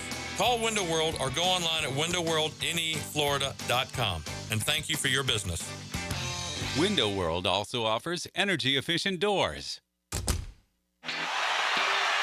This football season, Hurricane Grill and Wings is your game day getaway. Catch every play with the perfect drink in hand. Handcrafted cocktails like the Millionaire Margarita, Spicy Guavarita, Old Fashioned, or the Red Bullerita. Beer more your style to watch the games? Enjoy an ice cold Bud Light. Game day cocktails and Bud Light specials are here all season long at Hurricane Grill and Wings. Find a restaurant near you at hurricanewings.com. Are you ready to upgrade your windows or patio doors? It's the Black Friday sales event going on now at Renewal by Andersen. Buy now and pay nothing until 2027. That's no money down, no payments, and no interest for 2 years. This offer expires November 30th. Renewal by Andersen, proud partner of the Jacksonville Jaguars. Visit bestwindowsflorida.com to schedule your free consultation. License number CGC 1527613. Hey Jacksonville, it's Dr. Kevin Kaplan, team physician for the Jaguars and proud member of Jacksonville's newest orthopedic dream team. At Orthopedic Specialists of Jacksonville, we brought together 10 board-certified fellowship-trained surgeons, each one a specialist in their field, all working together to deliver smarter, faster care with better results. From sports injuries to joint replacements, we've got the right player for every position. Visit osjax.com and meet your team. That's osjax.com. You like winning? This is former Jaguar linebacker Tom McManus, and I'm excited to introduce you to J-Dog Junk Removal and Hauling of Greater Jacksonville. If you're a property manager, contractor, builder, realtor, or homeowner, Get that feeling of success with less stress. I've used them. My friends have used them. So get your free junk removal and hauling estimate today. Now, I call that a win. Veteran-owned and operated J-Dog Junk Removal and Hauling. Call 506-1256. We haul it all. 1010XL, presented by Farah & Farah, exclusive injury law firm of the Jacksonville Jaguars. Still, present, ready. Farah doesn't flinch.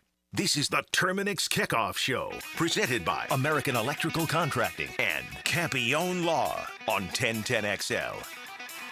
Welcome back to the Terminix Kickoff Show. Hayes Carlyon here with Dylan Denmark. One segment to go before the Publix Tailgate Show begins with Brian Sexton, JP Shadrick, Mike Dempsey, and Austin Lane. Certainly looking forward to that. But before we hand it off to them, we've got some business to take care of. Let's go back inside the locker room. We're going to hear from Jaguar center Robert Hainsey. I really think he's been a big cog to this whole thing. I think he's brought in an edge, some leadership that I think the unit has not had in years prior. And look, the Jaguars are back to running the ball. They're 8th in the league in run offense. That's been outstanding. Liam Cohen met with reporters on Friday and talked about the difference that Robert Hainsey has made in the offense.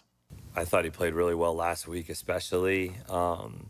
He's had some games where he's played at a really high level, and then had some games, but his drop off is not.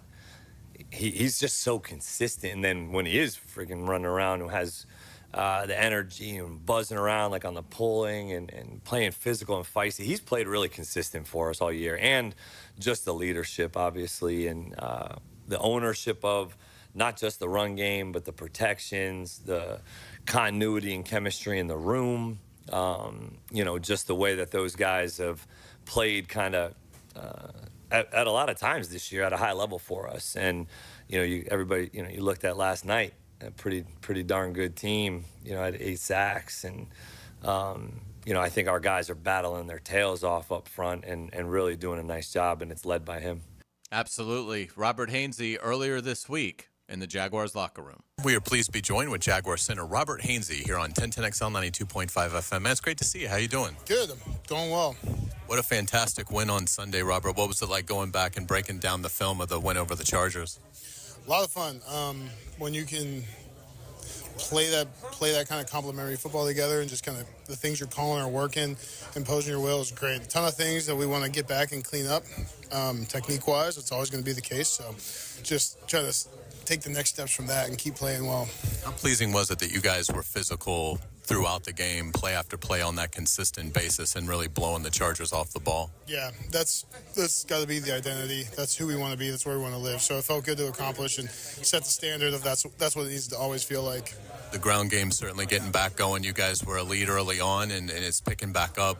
Etienne and Tootin and Allen, what kind of combination are they giving you guys in terms of when you guys open things up, they're taking advantage of it? Yeah, I think all three of them run incredibly hard. They're all really fun to block for, and I trust them all entirely, run and pass. So that's a great feeling as an offensive lineman to just know those guys are going to be back there working super hard throughout the week and just going to take what we do and make it great.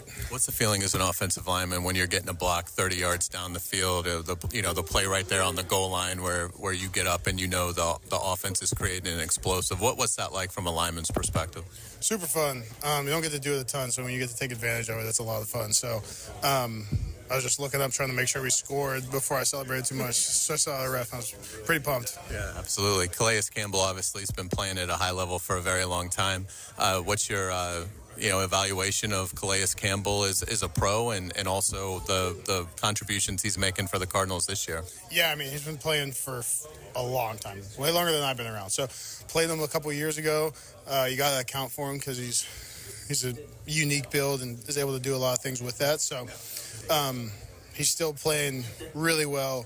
So for us, it's just our technique and fundamentals, knowing how to attack them and what we got to do when we're lined up against them, winning our one-on-ones. What are some things in the screen game that you think you guys can get better at in the second half of the season? I think just timing them up better. Maybe staying connected is, I hate saying that, but it's the truth. It's just not really the way to talk about it. But definitely trying to find the best way to set the backs up. The backs help set us up. We make our blocks, stay on them, and let them make the cuts off of it. That's about all. What stands out about the Cardinals defense in general? Ton of looks, ton of fronts. They get in a lot of different personnels. So there's just a lot to account for and a lot on all of our plays that we have to be ready for many different looks. Cole Van Lanen stepped in, did a great job for you guys last week. What kind of growth have you seen out of that young man? Yeah, he's done a great job. It's been really cool to see him grow. And, I mean, he was here when I got here, so getting to know him and everyone else was awesome. But the way he's kind of stepped in the last 2 weeks has been really cool to see just because he works super hard. He knows what he's doing. He's excited when he's out there, and it's fun playing with him. Robert, you guys obviously handled the Texans' disappointment as well as a team could. What's the challenge this week of not avoiding complacency and going out and playing a team in Arizona and playing at a high level? It's because the standards is the standard. You know, what we did on Sunday is what we're able to do and continue to try to build off that and take it to a new height. Robert Hazy, thanks so much for your time. Best of luck in Arizona. Absolutely, no problem. Yeah, I appreciate Robert's time. And again, if the Jaguars are going to win today, you got to think that ground game is going to be a big reason why. Speaking of the desert, let's get back to Glendale. Now, another great guest on the Checkmate Coatings phone line. Hello. Your floor's missing piece. Times Union columnist Ryan O'Halloran, kind enough to give us some time from Glendale, Arizona. Ryan, good morning. How are you doing? Hey, how we doing, buddy? Greetings from Glendale, where the sun hasn't shone in 2 days. That's amazing. That is really incredible that you guys get there in the rare monsoon in Arizona. But the game is inside today, so it'll be ideal conditions for Jaguars Cardinals. Let's start with, you wrote a great column about Trevor Lawrence this week on Jacksonville.com. And again, you can find Ryan's work at Ryan O'Halloran. Kind of take us through the nexus of the column and what your expectations are now for Trevor Lawrence as we move into this stretch run. You know, I think the impetus behind the column was what he has done most of the season has not been good enough. And the first half against the Chargers was another example of that. But something happened at halftime. He played a lot better in the second half. 8 of 11 passing, had a touchdown, made good decisions, didn't turn it over, and that's what they're going to need out of Trevor Lawrence moving forward. He's got receivers on the field that he trusts to catch it, to run where they need to go on the route, which is over the middle, and really now stack some good games up for Lawrence. That's the key. Is if they run games, great, but they still have to make plays down the field, and that's where he comes in. I thought his comments about Jacoby Myers were really eye-opening on multiple fronts when he met with reporters on Wednesday. Not only praising Jacoby Myers for how quickly he's gotten up to speed, but talking about how Jacoby Myers runs his routes. I know where he's going to be. I can tell what he's doing. Spoke volumes about Jacoby Myers in a positive fashion, but Ryan, I think you could easily also interpret it to maybe another receiver in Brian Thomas Jr. who doesn't do those things. Yeah, it's called reading between the words, and it was a impressive endorsement of Jacoby Myers, who just got here, and a damning insult of the receiver who's currently not available, the guy that the Jaguars were planning to be their number one the entire offseason, build the passing game around Brian Thomas. That hasn't happened. Now, he's going to miss his third straight game. And, the question for Liam Cohen is, when Thomas is cleared to return, the hell's his role? Now, run fast on the field, see if you can catch it downfield, because I think they feel like they got a pretty good thing going with their receivers right now. And then you add Brenton Strange back to the mix at tight end. I'm glad you brought Brenton Strange up. What's your expectation for his role today? I think he'll be limited compared to what it usually is, and he's had the equivalent of 5 practices since this past Wednesday was a walkthrough. So I think they'll try and ramp him up. The best way to do that is in a game. So, can he give them 25, 30 snaps today? I think that'd be a nice little target. Absolutely. Liam Cohen really did an outstanding job coming out of the Houston debacle and getting this team ready to play at such a high level in the blowout win over the Chargers. It's a different challenge this week. How do you think Liam Cohen will go about it, and what are your expectations for just the focus and intensity the Jaguars will have for the Arizona Cardinals? Well, I would expect the urgency to still be there because they know what's ahead. They say they don't look at the schedule. They look at the standings. They look at the schedule. They could kick it off today knowing they're with the win, they're only a game behind the Colts in the division with two matchups left. So that's where your urgency should come from. I think if you're Liam Cohen, I would have drilled these guys this week. I would have said, hey, what you did against the Chargers doesn't mean anything. Just like what happened against the Texans didn't mean anything the following week. I think they went hard on Thursday in practice, and I would expect them to kind of do the ETN thing and then also set up some plays down deep middle for their receivers. Get ahead early on this Cardinals team. They've been outclassed in the first quarter the last 2 weeks, and then they've had to chase the game. That's what you got to do now to a team that is totally reeling in Arizona. Ryan, let's look at the Jaguars' defense in this game, and we'll start with the pass rush, which has been disappointing on the whole. But coming off one of their better efforts against the Chargers, they really harassed Justin Herbert throughout that game. But no Trayvon Walker today. He'll be inactive with the knee. What are your expectations for how Arizona will go about blocking Josh Hines-Allen? And then who, in your opinion, has to step up with Trayvon out? I mean, second party, you figure Ogba was back in after being a healthy scratch this week. I would not start him. I'd start Strigal. And you'll probably see Dennis Gardeck as an edge guy when they're using three linemen. In terms of Josh Hines-Allen, I expect them, a lot of teams still give him a running back or a tight end to either chip or make him go wide, even though the production hasn't really dictated that. But, they finally got that four-man pass rush going last week against the bad Chargers line. Brissett last week, 57 pass attempts, was not sacked. To me, that suggests quick throws more than expert pass protection. So if I'm the Jaguars, veteran quarterbacks, interior pressure always seems to get them. So that's where I would send my blitzers, is up the middle to see if you can get Brissett off his spot where he can maybe be coaxed into some takeaways. We haven't talked about this guy. I'm talking like at least on like the Frangie show and Kickoff show and stuff like that. I can't speak to the other shows, but Mason Smith has almost disappeared. When you bring up interior pass rush, boy, it'd be nice to get something out of Mason Smith. Is there anything in there? Yeah, I mean, you're right. The only time I write down 94 in my game charting book is when he drops into zone coverage. And so that means he's not doing much against the run, not doing much as a pass rusher. And I'm sure there are some layers there where he has set up a play by winning his matchup, but you don't see a player who is moving toward the football a lot. I said the same thing about Armstead early in the season. He's picked it up in a big way as a pass rusher. Devon Hamilton's played well.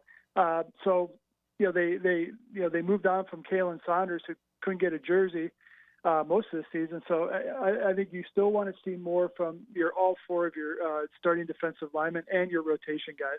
How do you think the Jaguars will go about trying to cover Trey McBride today?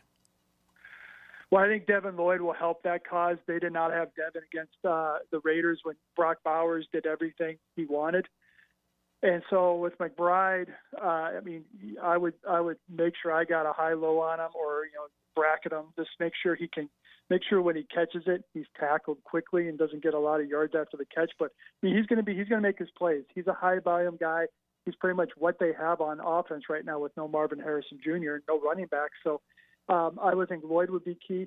And also, but if you're down Jerry and Jones or Jordan Lewis, does that force you maybe to play a little more dime and put a lane on them or something like that? So it will be interesting to see what Campanile comes up with, because it's got to be better than the Vegas game. Without a doubt, and I think the secondary is a real concern. Particularly if Lewis and Jones are inactive. Yeah, I think Jordan Lewis is going to give it a go before pregame, so game time decision 90 minutes before. I think you sort of definitely need one of them to be healthy enough, or else you're really throwing your secondary into a blender. And I'll add in that Greg Newsome didn't finish last week's game. I mean, he had no injury status this week, but we'll see how that ankle reacts, bit by playing a full game again. So they have issues in the secondary for sure. Without a doubt. Ryan, give us a sense of what will be coming on Jacksonville.com, and let us know, who do you think is going to win the game? Well, first off, we'll have Lane Kiffin choose Gainesville. That'd be nice. No, that'll be later. That's a week we'll away. have, so online we'll have full coverage after the game, Tuesday print edition. So call, have some 4 questions right after the game, and then We'll do, do the press conference, and then we'll cover the game. And this is a critical game. I'll end it with that. I think the Jaguars are going to win. Come out here, beat a team you're better than. Go to Tennessee with a 7-4 record, and that's another team you should beat. Set it up so when you're finally going home for a stretch in 2 weeks, you're 8-4 playing for the division. Sounds great, Ryan. We certainly appreciate it. Have a great day out there in the desert. Thanks, Hayes.